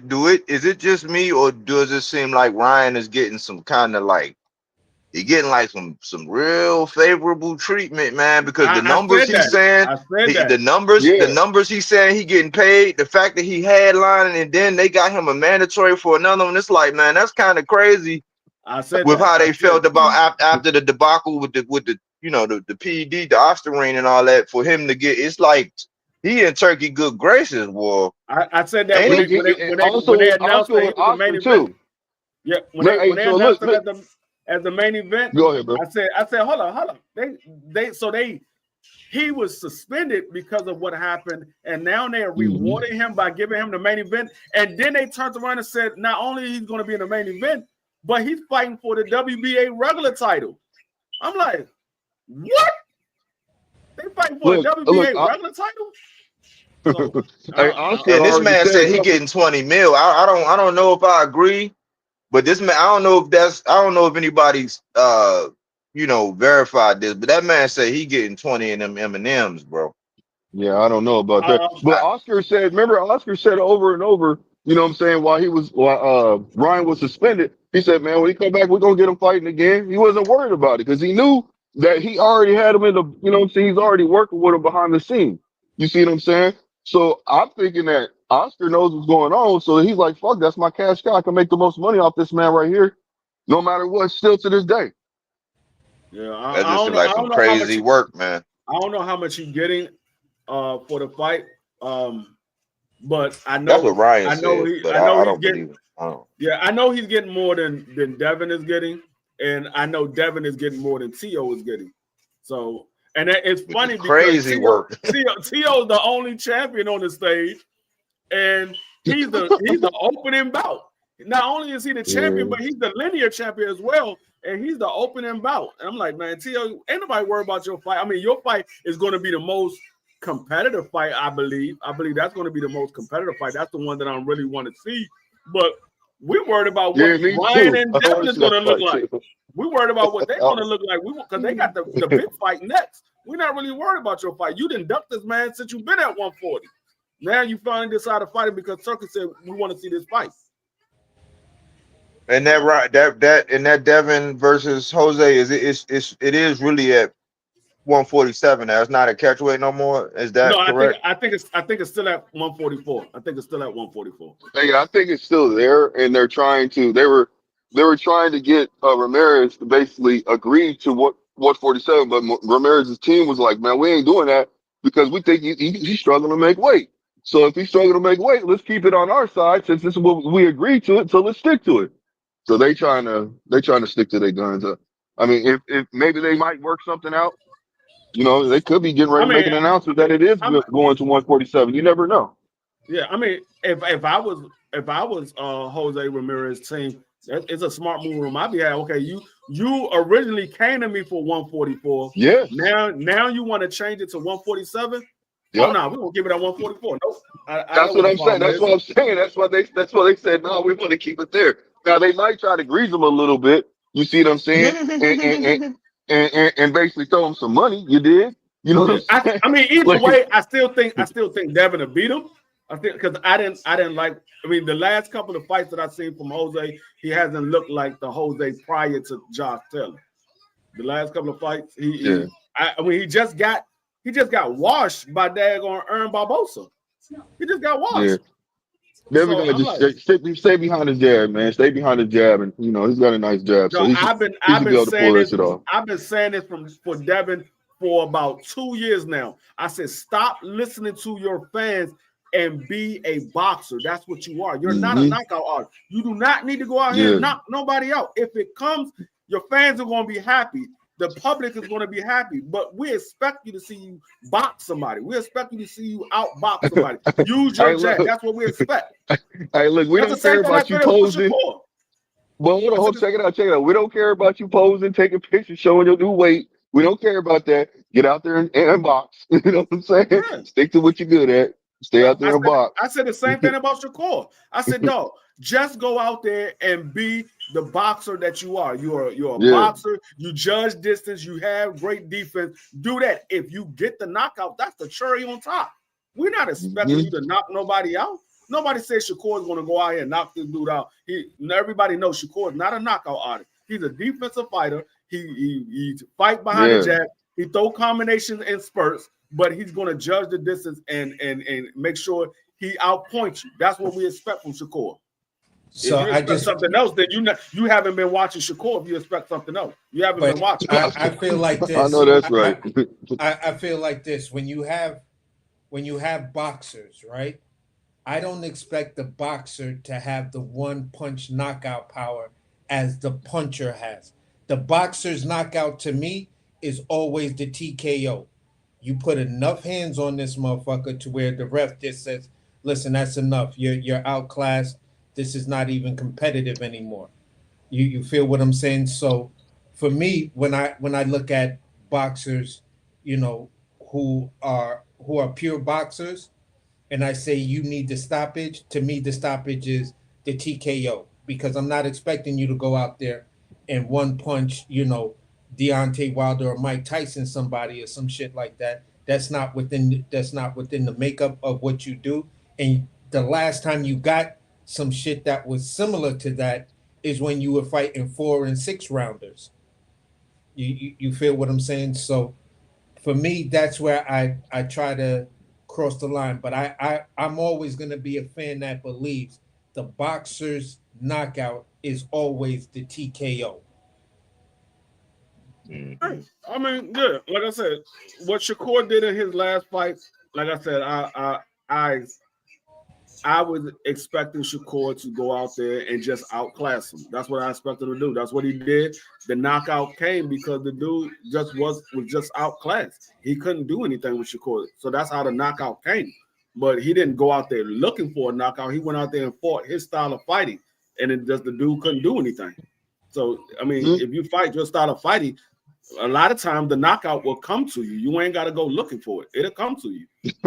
Hey, check this out. What if motherfucking Padley, right? But John Padley would have knocked his opponent out with a body shot. Hey, look, exactly. So let me say this. This is my point right here.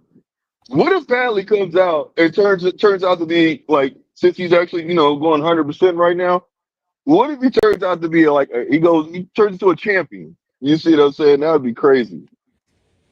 I mean, Josh Padley said, "Man, that daggone body worked on me. Let me go do this on somebody else. Let me go do this on somebody else. That ain't work." Shakur's body work is underrated, bro. A lot of people, they don't be understanding that, man. Just like how I feel with Crawford's body work. That nigga got some cold ass body work too. Yeah, I mean, his body work is underrated when he does it. Shakur, the outside of his last fight, Shakur had a fight with De Los Santos where he had a hand injury or whatever have you, so he didn't fight his style of fighting. The fight prior, after the De Los Santos fight, he fought Artem. Shakur went out there looking for a knockout instead of just doing what he did to Josh Padley. The knockout would have came if he would have did what he did to Josh Padley. The knockout would have came. Because he was clearly beating the dude up. The dude was getting beat. Yeah, and he said it himself. He's like, yeah, man, I went out there and I actually went for the knockout and went off program what I was originally doing. He said if I would have stayed on the program that I was originally doing, I could have got him out of there. Yeah, I mean, it's the same thing. Same thing happened to Antoine. When Antoine fought Alberto, Antoine went away from the game plan, and that's how he lost the fight. He went in there and fought daggone El Rayo, and he got the daggone victory, unanimous victory. And he was like, what was the difference in the fight with Alberto and El Rayo? He said, I listened to what my corner told me to do. That was the difference. Yeah. What did you say, buddy? Well, I hadn't heard you. I hadn't been on here when you was on here since the Zepeda and Shakur thing was etched in stone. Like, what you see food or what you think? Oh man, hey, look, I'm gonna go ahead and say it like this. I think Shakur can get a TKO because if Kevin Farmer could do it, I think Shakur can get. I think he can counter him and hit him with something that could fuck him up, daze him, and get him kind of not swinging so much. That's what I think that Shakur can do. But you know what? If I'd rather see him just go out there and just box and put on a master class and pull it off like that. You know what I'm saying? If the knockout comes, but I think he could counter this man because he's throwing so many punches. He's gonna leave himself open. You see what I'm saying? So I think Shakur could take advantage of that. You see them? That's just what I'm saying. But we gonna see. Or he can stun him a couple times. He can stun him. I don't know about knocking him down and shit like that. You know what I'm saying? He can stun him and probably get the stoppage. You know what I'm saying? By just overwhelming with punches. Maybe when he sees that he's getting them, he's hurting them actually. But other than that, just go out there, box, and I think it's smooth. I'm gonna be honest with you. I think he's gonna go out there, like he said, put belt to ass on Zepeda because he's been waiting for it for so long, man. And you can understand, just like kind of like how, like you've been wanting to fight somebody for so long, and you've been you ain't been like studying, but you've been, what I'm saying, preparing for just certain fights, and that's a person that you can visualize. He probably visualized whooping his ass. So yeah, I think he gonna pull up. He's gonna go out there, put belt to ass on this fight, man. That's what I would like to see. I think Shakur has to clearly outbox this dude. Like he has to make it where it's not a close fight, because the one thing that I noticed from a lot of these judges, when a fighter is more active and they're pressing the action, they tend to lean toward that fighter. With Shakur being such a defensive fighter, and they know that he doesn't create the action, it's going to be rounds where they're going to lean towards William, because William is throwing 90 punches and he's coming at Shakur, and Shakur is in a high guard, or he's trying to stay away because William Zepeda is throwing so many punches. So I think he would literally have to. He has to. Every shot he throw, it has to be a good shot. It has to be a head knockback shot. It has to be a grunt body shot. It has to be something where the people be like, "Oh, did you see that? Oh my gosh, Shakur is killing him." So because I think they put the fix in for Shakur. And just listen to what I'm saying. I know you're going with this. We know that Shakur is the biggest name on this card. There's nobody the bigger name than Shakur on this card. Why is Shakur the undercard? Why is he the undercard to Edgar Berlanga, who just lost to Canelo Alvarez? The man claim to fame was going 12 rounds to Canelo Alvarez losing, getting dropped by Canelo Alvarez, or getting rocked. Did he get dropped? I can't remember if he got dropped or if he got rocked. Either way, he lost to Canelo Alvarez. He's on the undercard. Well, you put him on the undercard, so that means Shakur doesn't have the A side in this situation, so he can't judge the ring, which would be more Exactly. So favorable. they're gonna probably do it. Yes. It'd be Yeah, more go ahead. favorable to I'm with you. Shakur. So they put Edgar Berlanga. These two guys that's in the main event are guys that's big punchers. They like to fight on the inside. So the ring is going to be Smaller smaller. ring, smaller. Yep. Which means it's easier for Zepeda to get to Shakur. It's easy for him to get to Shakur. Shakur ain't got that much real estate to move around in. So I think they might have put the fix in on Shakur. That's why I said Shakur got to go out there and outbox this dude. All it is, the judging of distance, your defense, the fighting inside the pocket, we need to see all that on display on that night, because if you're lacking somewhere and Williams Zepeda is pressing the action, he's throwing a bunch of shots, whether they land or they not, and a couple of them knock your head back here and there, they might get that round to Williams Zepeda over Shakur. Oh yeah. And it's under Oscar De La Hoya. It's the Turk and Oscar De La Hoya's promotions. You see what I'm saying? So the whole time it's leaning. It is. You are 100% correct. And I knew you were going with when you said that too, because I know exactly what you're talking about. So I mean, Shakur knows this though. Shakur knows. So all I can say is I can't really say anything about it. All I can say is this: is that Shakur goes in there and just puts on a master class. You see what I'm saying? And I think he's gonna do it. I think he's gonna rise to the occasion. Because if you really that good, like you say you are, you should be able to rise to the occasion and pick this man apart. Just because I mean, think about it. Mayweather, man, he did the same thing when he had to. He went in there and did what he had to do when it comes to certain fighters. You know what I'm saying? Pick their ass apart. He love a motherfucker that throw 1,000 punches. You know what I'm saying? He's gonna pick your ass apart. The only thing though, like Tevin Farmer, I think he's willing. He has a good enough chin to where he's willing to trade shots here and there. I don't know if Shakur believes in his chin like Tevin Farmer does, because Shakur, we never seen Shakur get hit on the chin. We don't know how he's going to react to getting hit with a big shot. We never seen it happen. In the Artem fight, he kept saying in the Artem fight before the fight, he kept saying, I got a chin. Yeah, I understand that. But Artem, hold on. Now, one thing I have to say. Now, I see what you're saying though. But Frank Martin said that Artem actually can hit hard, and Shakur said the same thing. I mean, he might. But do I think Artem hits harder than Williams Zepeda? Hell yeah, he hit harder than Zepeda. See, I mean, if you want to believe that, I mean, okay. I mean, I feel like I don't think Williams Zepeda has one punch knockout power. But I was gonna say he don't. Yeah, I mean, he can't have one punch knockout power. He's throwing 90 punches around, and guys are going rounds with him. But the thing is, it's like Arthur. Arthur doesn't load up on his shots. He doesn't load up on his shots.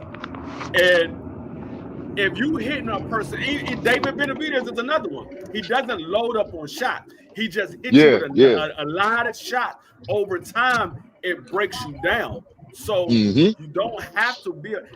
I think that Williams Zepeda has a big punch, but he doesn't need to use it because he hits you with a lot of shots. Over time, you get wore down to where you can't take all that work. What if Zepeda worried about his chin? He might come in and be worried about his own motherfucking chin. I mean, he could be. I mean, but we seen Williams Zepeda get dropped. He got right back up and went right back to Tevin Farmer. Yeah, but he didn't get dropped by assassin though. This is an assassin right here, man. You fuck around, get dropped by Shakur. It's gonna be night, cause then he gonna know like I can really knock this motherfucker out. He fail. I'm gonna really put pause on him, you know. That could be a downfall if Shakur try to move in for the kill, and Williams Zepeda is not hurt as much as he think he is. No, I mean assassins, they just shoot you till your ass stop moving. I mean, they ain't finna just show you where they at cause you not fail. I mean, like I said, we saw Tevin Farmer drop Williams Zepeda, And we saw Williams Zepeda hand was raised at the end of that fight. Yeah. You know, a lot of people don't like that, but you know, I mean, things happen. You know, and like y'all say, they might be trying to set him up. You know, he gonna have to. That's what I said. I think they trying to set Shakur up because let me be honest. Let's be honest. Right now, Shakur is on a one fight. I mean, he has one fight left with Matchroom. He has one fight left. This Williams Zepeda is the last fight. Then he's a free agent. Williams Zepeda is signed to Oscar De La Hoya. Oscar De La Hoya is doing business with Turkey, so the money is with Williams Zepeda. The money's not with Shakur right now. Now, if Shakur decides to sign, that's different. But right now, as it stands, the money is with Williams Zepeda. But if it goes to the cards and Shakur get robbed, then we're gonna get a rematch, maybe, or they gonna take out running. And you know, like they say, going to protective custody and you know, parade around and all this bullshit. But at the end of the day, little buddy going to sleep, man. I'm gonna tell y'all, man. I don't know if he's going to sleep or not. I like I said, I just hope Shakur is everything that we think he is, because he's going to need to be. Because man, like I said, if this fight is close, do not be surprised if Williams Zepeda get the edge. If this fight is close. He been punching sand, man. He been looking at 36 chamber. He been on this shit with his hands, man.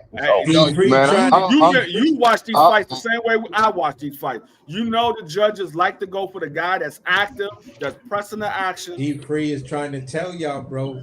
Like, this is why I was saying, look, if he gets out there and he talks to one of these crafty veterans that'll tell him how to make Shakur put his hands in his pockets without him having to throw punches, then you could see this man get edged out on the scorecards. I'm expecting Shakur to win, but I am not going to kid myself about who has the money behind him and who the business of boxing wants to see move forward.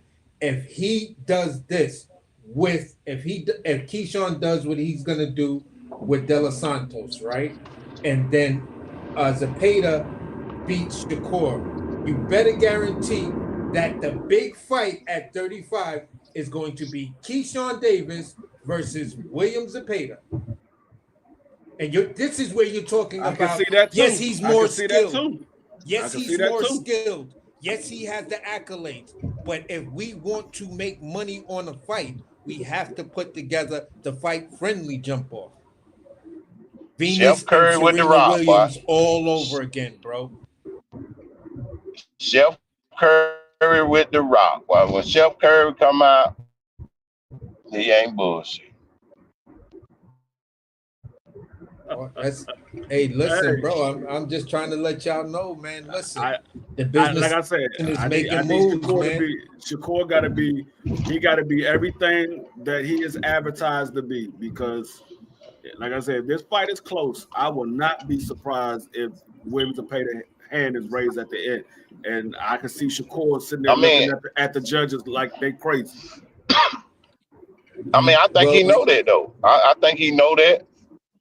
And I think this shit about to happen, man. You're gonna see the assassin. That's why I said before. Go ahead, Bill. Mother. You know, Chef Curry gonna motherfucking take his shot, man. Draymond Green got the rebound and gave him the ball, and now he wanna shoot his shot.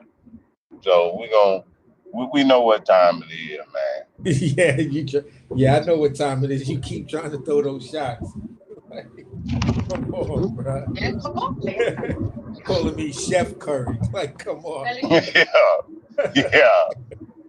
Like, come on, bro.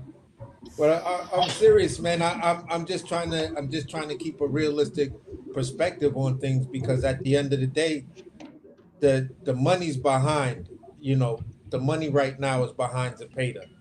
The money on the table. The money on the table. They're trying to act like, listen, understand what I'm saying. The way they're talking about this thing, they're trying to talk about the Williams Zepeda versus Shakur Stevenson fight is bigger than Tank versus Shakur Stevenson. Well, so the ramifications of this shit is going to, if Williams Zepeda win this, He's gonna go into heavy protective custody. He's gonna fight some dude that's probably ranked 60th out of all 60 fighters that are in that division. Well, the thing is, Shakur kind of know he going in a lose-lose situation. That's why he want to fight. He want to put on for the fans. He already talking about how he stand in the pocket. He already talking about he Yep. got a little trick for his The hands. nigga said He checkmate, already, right, Bills? I mean, he's saying like all the right things. Like he real focused. He been wanting this fight. He said this dude been dodging me for like 2 or 3 years. Like I'm finna show the world who the fuck this motherfucker is. Y'all trying to protect him. It's over with now. And he probably And, took less money just to prove a point. Like shit, I even fight on the undercard just to get this fight. Fuck it. look, what you just said, Bills, is I agree with you because you got to look at it like this. Like when it comes down to it, you know what I'm saying? He knows because he's on the undercard. He knows what's gonna go down. So there ain't no you don't got control of the ring and all that shit. So you got to go in there and you got to be on your best behavior. You know what I'm saying? Well, not best behavior. You just got to be on point. That's what I'm trying to say. You know what I'm Well, saying? the You got to thing go in is, there. I You mean, the can't thing go in is, there with half-assing. but with the smaller ring, they saying it like it's a disadvantage to Shakur. It's more of a disadvantage to Zapata too. Because shit, if your ass start getting motherfucking sniped on, you're gonna be wanting to get away. You know what I'm saying? You're gonna be trying to get away to recover. And the ring small, when this little sniper got there touching you, you can't hit him. You're gonna be trying to reset and get away, but you up against the rope now. I'm just And saying, man, you know. Zapata throw punches and bunches, so you know it's when you're a sniper, you do your punches are more controlled. So and it's not like you just throwing the punches anywhere. You and hoping it Shit, land. You actually man, you he know what you're coming in there hitting. trying to knock Shakur head off. He trying to Yeah, end this shit early, man. I don't know if Oscar, I don't think he's trying to end it early. What I think is he's going to try to go in there. He knows he has to overwhelm him. I don't know if he has that mind. If Zapata has that mindset to go in there and knock him out early, then Zapata's going there. He's setting himself up for failure. man, Yeah, Zapata Zapata gonna needs to come in go in there. there. Zapata coming in there like Johnson did motherfucker Roy Jones. He's gonna be swinging at every goddamn thing. Why I tell you? Yeah, exactly. You know what I'm saying? That's why I said, you know, is I think it's gonna be a goddamn belt to ass session. You know what I'm saying? Shakur holding his hand up. You know what I'm saying? Having his hand held up. I don't But know. We'll like they see. say, where it's at though? New York. Okay. Yeah. But like they say though, if this shit go to the card, unless his ass done got knocked down like 4-5 times and he wobbly going out of each round, like his hand will get fucking raised. If this shit go to the Exactly. card and it ain't no destruction on one end, hey, you fuck That around and man do got some to De La Santos shit, your ass going home mad than a motherfucker. look. Shakur's got to win easily 9 out of the 3 rounds. You see, out of 12 rounds, 9 out of 12 rounds. You know what I'm saying? 9-3. If he does it 8-4, I'm gonna tell you like this: they might try to still fuck him. I don't think Hamza won 3 rounds against Adamas, And they have to. and he still got a draw. He didn't have to because he was damn. They were That's home cooking, and plus, and that's the point that's being made. You're going over to fuck with a dude who wants to put where his money is on his guy. This is but not the like the pay ain't his guy UFC. though. This is not like Errol Spence and Terrence Crawford. You feel what I'm saying? You're specifically going over there to try to beat this man up in his town on his home court at his birthday party. But the pay ain't his guy though. I know Hamza his guy, but No, I'm talking Belanga. about Zapata being De La Hoya's guy. Yeah, but it ain't the Sheik guy though. I mean that's gonna be the fight that get him. fucked up Right, decision. what I'm saying is this. What I'm saying is this. And again, I'm going to repeat it. I'm expecting Shakur to win, but I'm just looking at things that could be within reason. And what I'm saying is this. Turk already tried to put money like that with fucking with Shakur. It went bad and he admitted he didn't want the fight. You said that was some Eddie Hearn shit, but that was still a Turk card. When you're talking about Bevo 1 and 2, where he was supposed to fight Padley. So then there's the Floyd Schofield debacle. That's also Turk's money. You feel what I'm saying? Now, Right. now we're looking at this situation, which is a bigger fight compared to the two. Who's the money going to be behind? Who seems to have showed up and showed out, no issues. Fight went down once I signed you. That is Zepeda, more consistent in showing up and showing out, and not taking the criticism like that. Yeah, but he can show up and show out, and he done got knocked down a couple times too. Huh? I mean, he done got knocked. So what's more? Hold on, hey, Braun, who is that? It was me. Who is that? T? It's Brand. Oh, I can't hear the say again, bro. No, I said Shakur Stevenson is not going to win his next fight. Okay. Yeah, I don't rate Who is Shakur this? Stevenson. This is like, bro, we global. You know, if you can't tell the Yeah, accent. Yeah, we global. No, I'm saying who is he? I don't understand it. I'm saying just who is that sound like a bro from across the pond, Mike. I mean, what the Oh, fuck we just can't see. That's what I'm saying. It's all good though. No, I'm saying I don't rate Shakur Stevenson at all. I don't think he's a good fighter, but yeah. Oh Lord. Okay, that's what's up, bro. Okay, so who do you believe is a good fighter then? Tank. What in his next? Who do I think is a good fighter in his weight class? No, just period. No, period. Who do you think is a good fighter? Who and in the weight class 135? Well, 135. What? Yeah, 135. Yeah, so I mean, 135. It doesn't matter. You can say 135. 135. I'd say a good fighter for me would be Gervonta Davis. Is all right. Lomachenko. Okay. It's all good. I understand. Shakur Stevenson is in my opinion, he's a good fighter, but he doesn't have that. He doesn't have any power. He doesn't have that dog inside of him, and he's going to lose his next fight. So yeah. Okay. That's what's up. Well, I don't agree.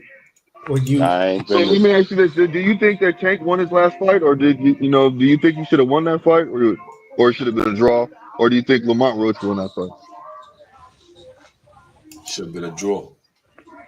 It should have been a draw. Yeah.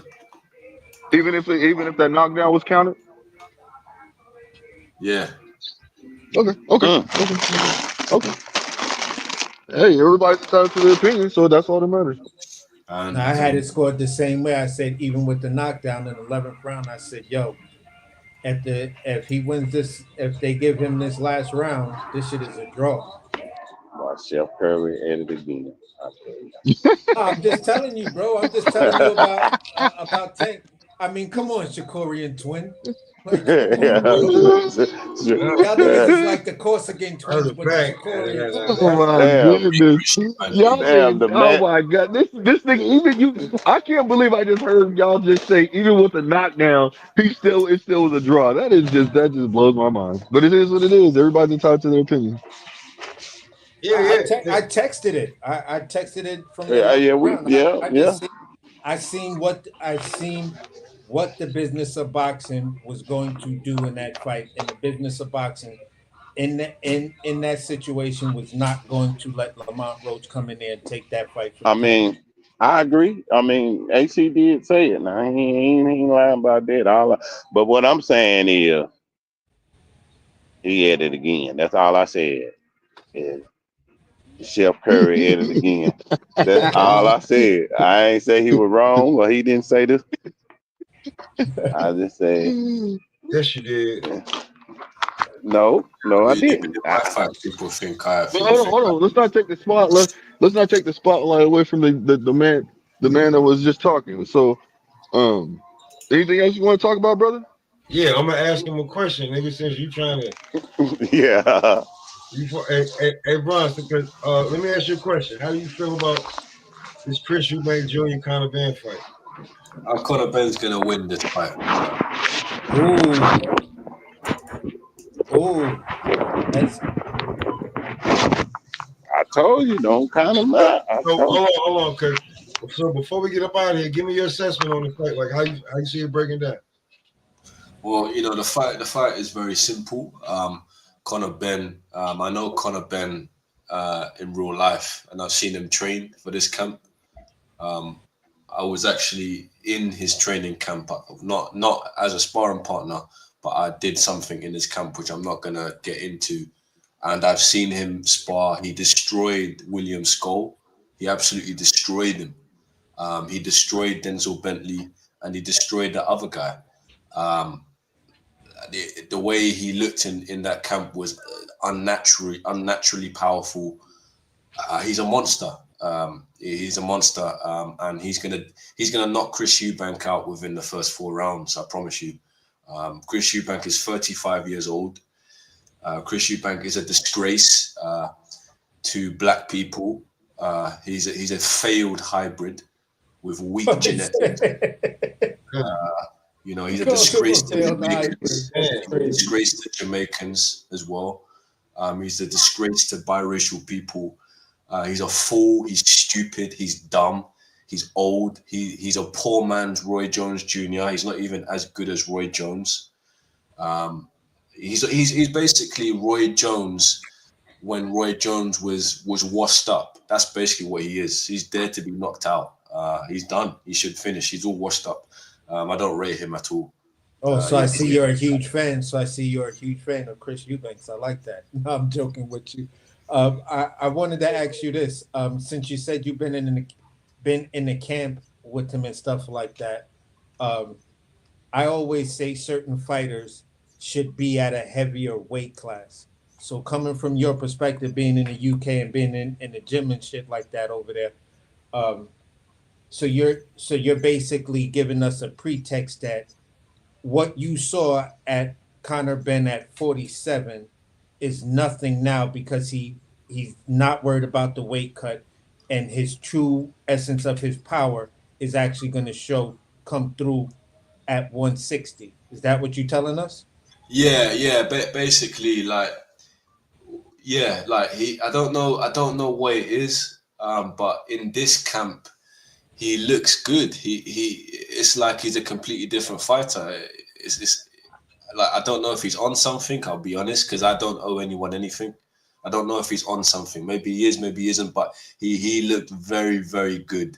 But isn't that one of the?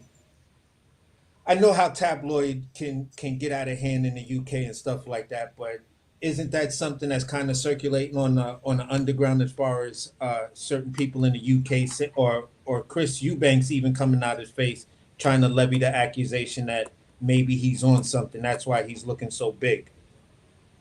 Chris Eubank,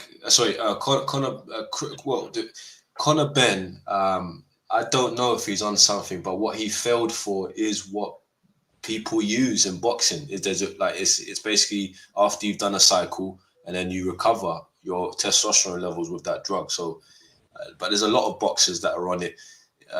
Chris Eubank might be on it, but if he is on it, then that's a shame. So, because everyone has different genetics. So, two people can be on PEDs, but one guy has better genetics than you. So he responds better to it. So he will be the personification of that PED. I believe Conor Benn, when you look at Nigel Benn, he's one of those black guys that just have very good genetics. Yeah. Like, because in the UK, I don't know if you know this, but a lot of the black people in the UK are Caribbean descent. Yeah, we're, definitely. we're less mixed and hybridized than African Americans. We retain a lot of West African DNA, even though it's basically the same thing. So we have a lot of strong genetics. Do you understand? Like when you really see us, that's when you know that's a real black person. Do you understand? Like when you see the muscles popping and everything. I don't know if you've been to the UK or been to London, but when you see a black person there, you'll be like, what the F is No, that? I worked in high level restaurants, and in these restaurants we had a steady flow of chefs that were coming from the UK and cooks and stages and shit like that would travel over here, work like a month or 3 months for basically free, and then go back over there with some of that New York experience and really tear a restaurant down over there in the UK. That's my closest recollection of seeing them, hanging out with them, um, understanding a lot about the culture, and me just asking some weird ass questions and just questions constantly. So that's pretty much it. And plus, I follow a lot of UK channels. You know what I'm saying? So Yeah, like the Conor Benn, he's actually like, we have to understand is he has good genetics. He's not one of those mixed biracial people that have inherited a lot of white in him.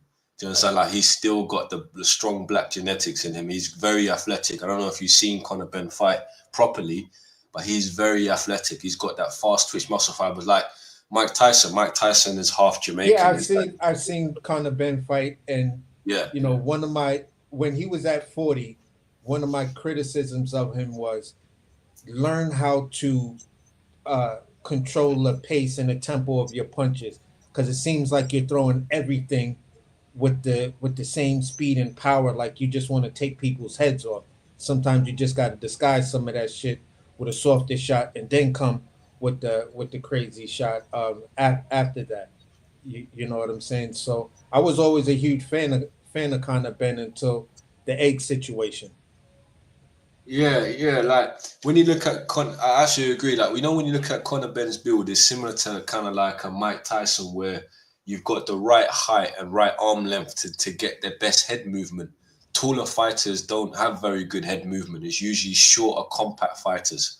They have the best footwork and best head movement because they're more agile, more athletic. There's less room for them to make a extra step or get from A to B. Chris Eubank is too lanky.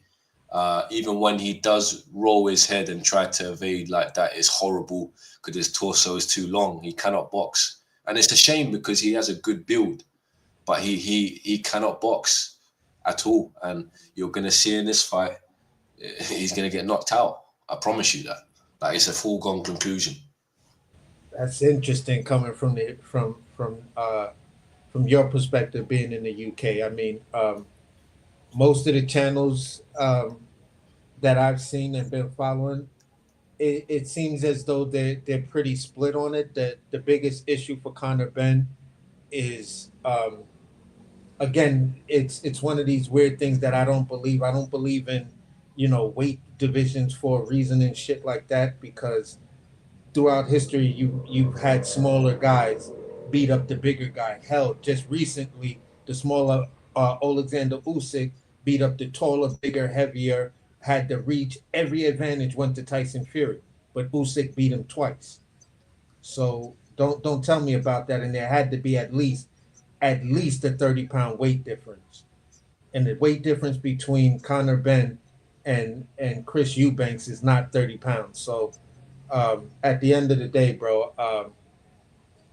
I don't rock with the weight divisions for a reason, but some people are trying to land their plane on but he's moving up to 160. I'm like, Conor Benn is a big motherfucker to begin with, bro. Like, stop thinking this dude is small, even though he was squeezing down at one point to make 140.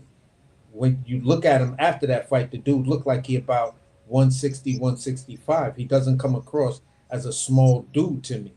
So I'm not rocking with that. I don't know if you noticed as well, Conor Benn's head is bigger than Chris Eubank's head.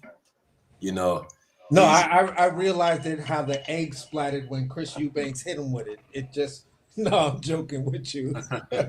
Yeah, like what I'm trying to say is that people say Chris Eubank is like bigger, but in my opinion, this might sound crazy. I think Conor Benn is bigger. Like when you look at him face off, his head is bigger, his body is more broad, he's more compact. So I say Conor Benn is the bigger guy. To be fair, he just weighs less.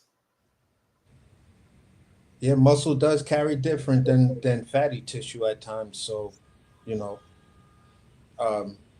yeah, I You could know, see it.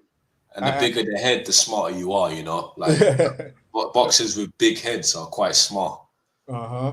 You know, they have the IQ. You know, that's very important. I could dig what you're saying, but I'm gonna see if somebody else want to jump in and ask you anything. Because, I mean, I like your answers. They're all reasonable. It's not like you're saying anything crazy or anything like that. And it definitely is like you came up here to to chop it up, to cook. I respect that. What's your name? My name's Brandon. Brandon. All right. Yeah. Yeah. Brandon So from the UK, man. I hope you come through a lot, bro.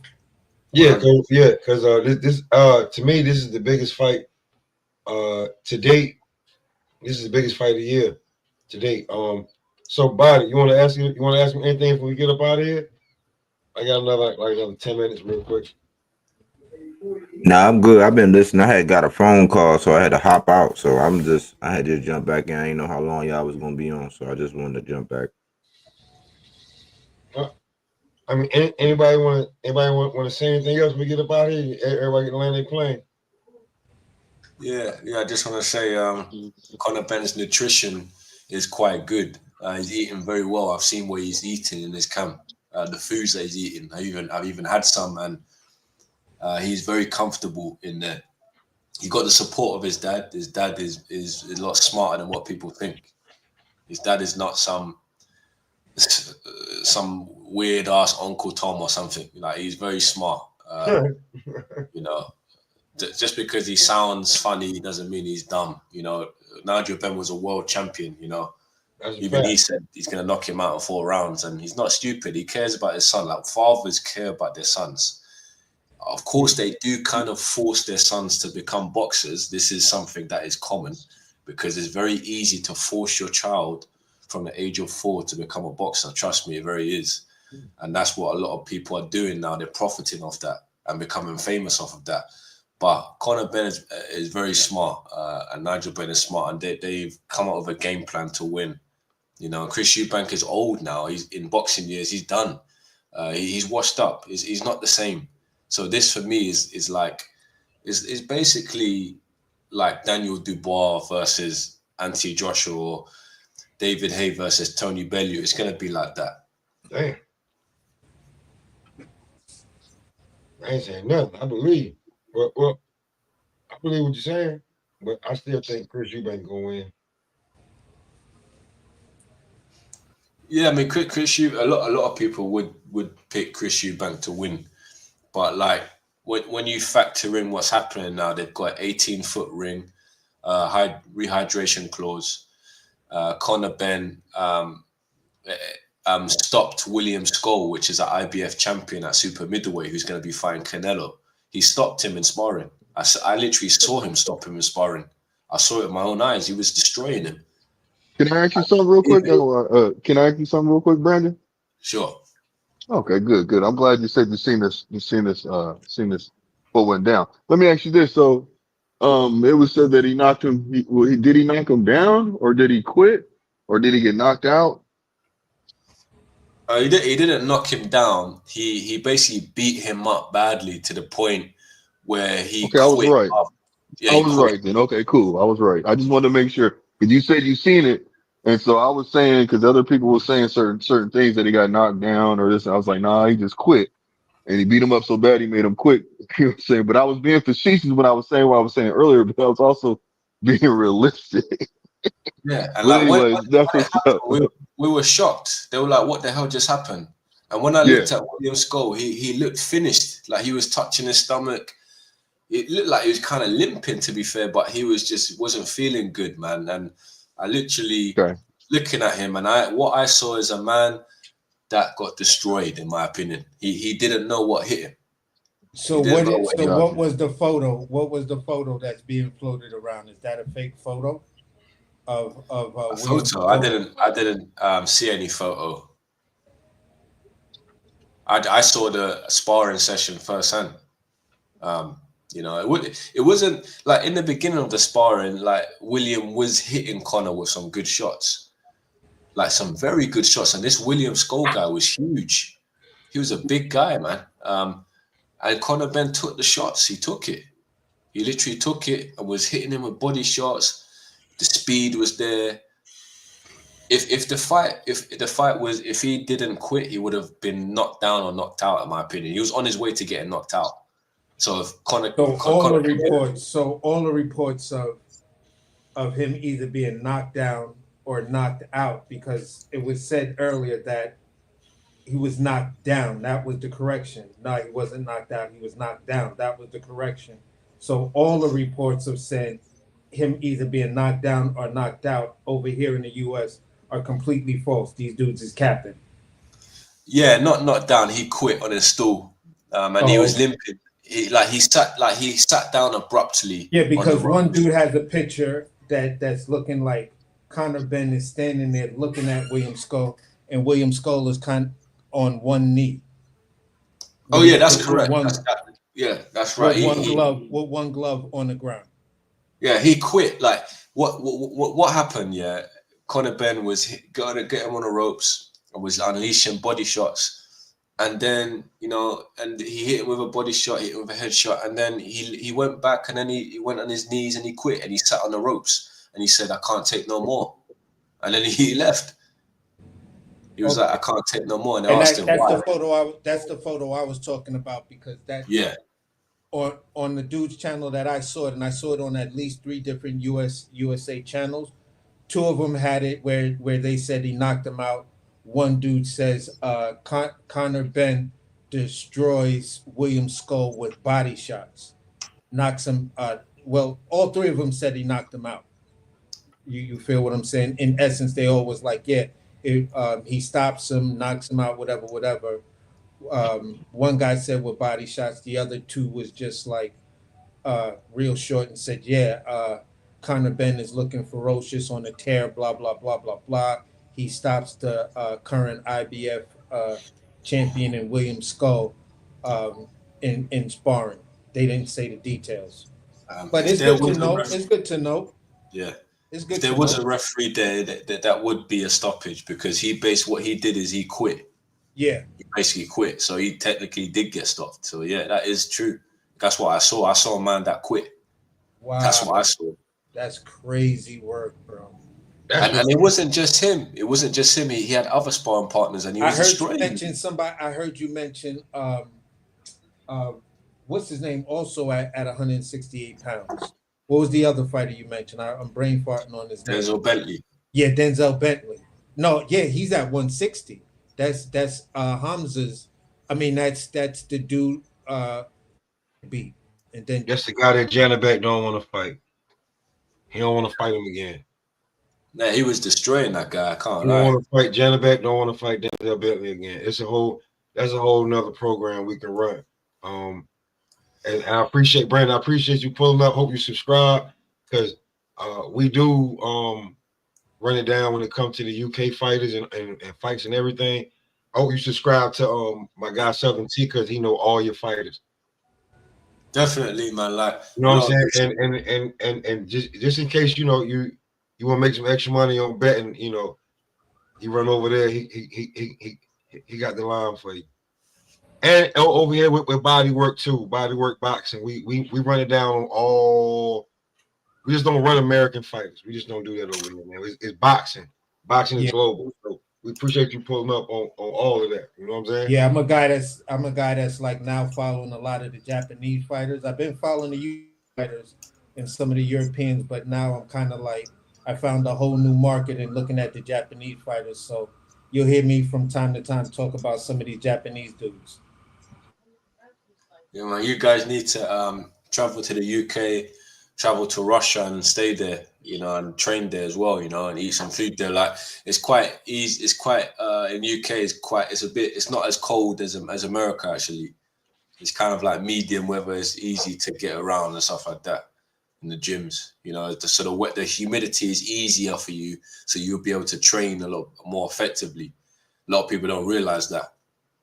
That's why like European fighters have good cardio.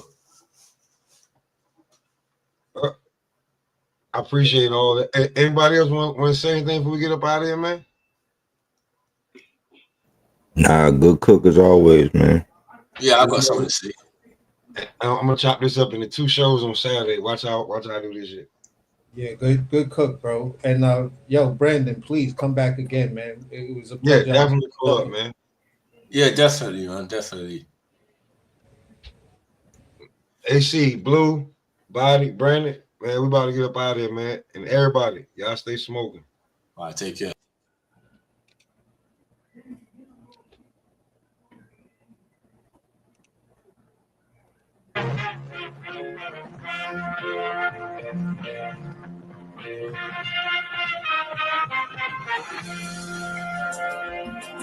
This is supposed to be pretty good. Oh, it will be, brother. Beat this out.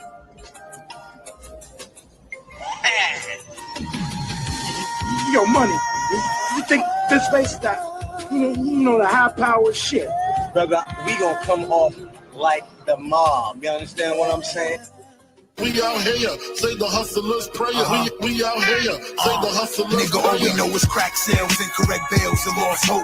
No education, my occupation is selling coke. Sick and tired of being broke, so I got me a pack. You be tricking on these bitches, I be letting it stack.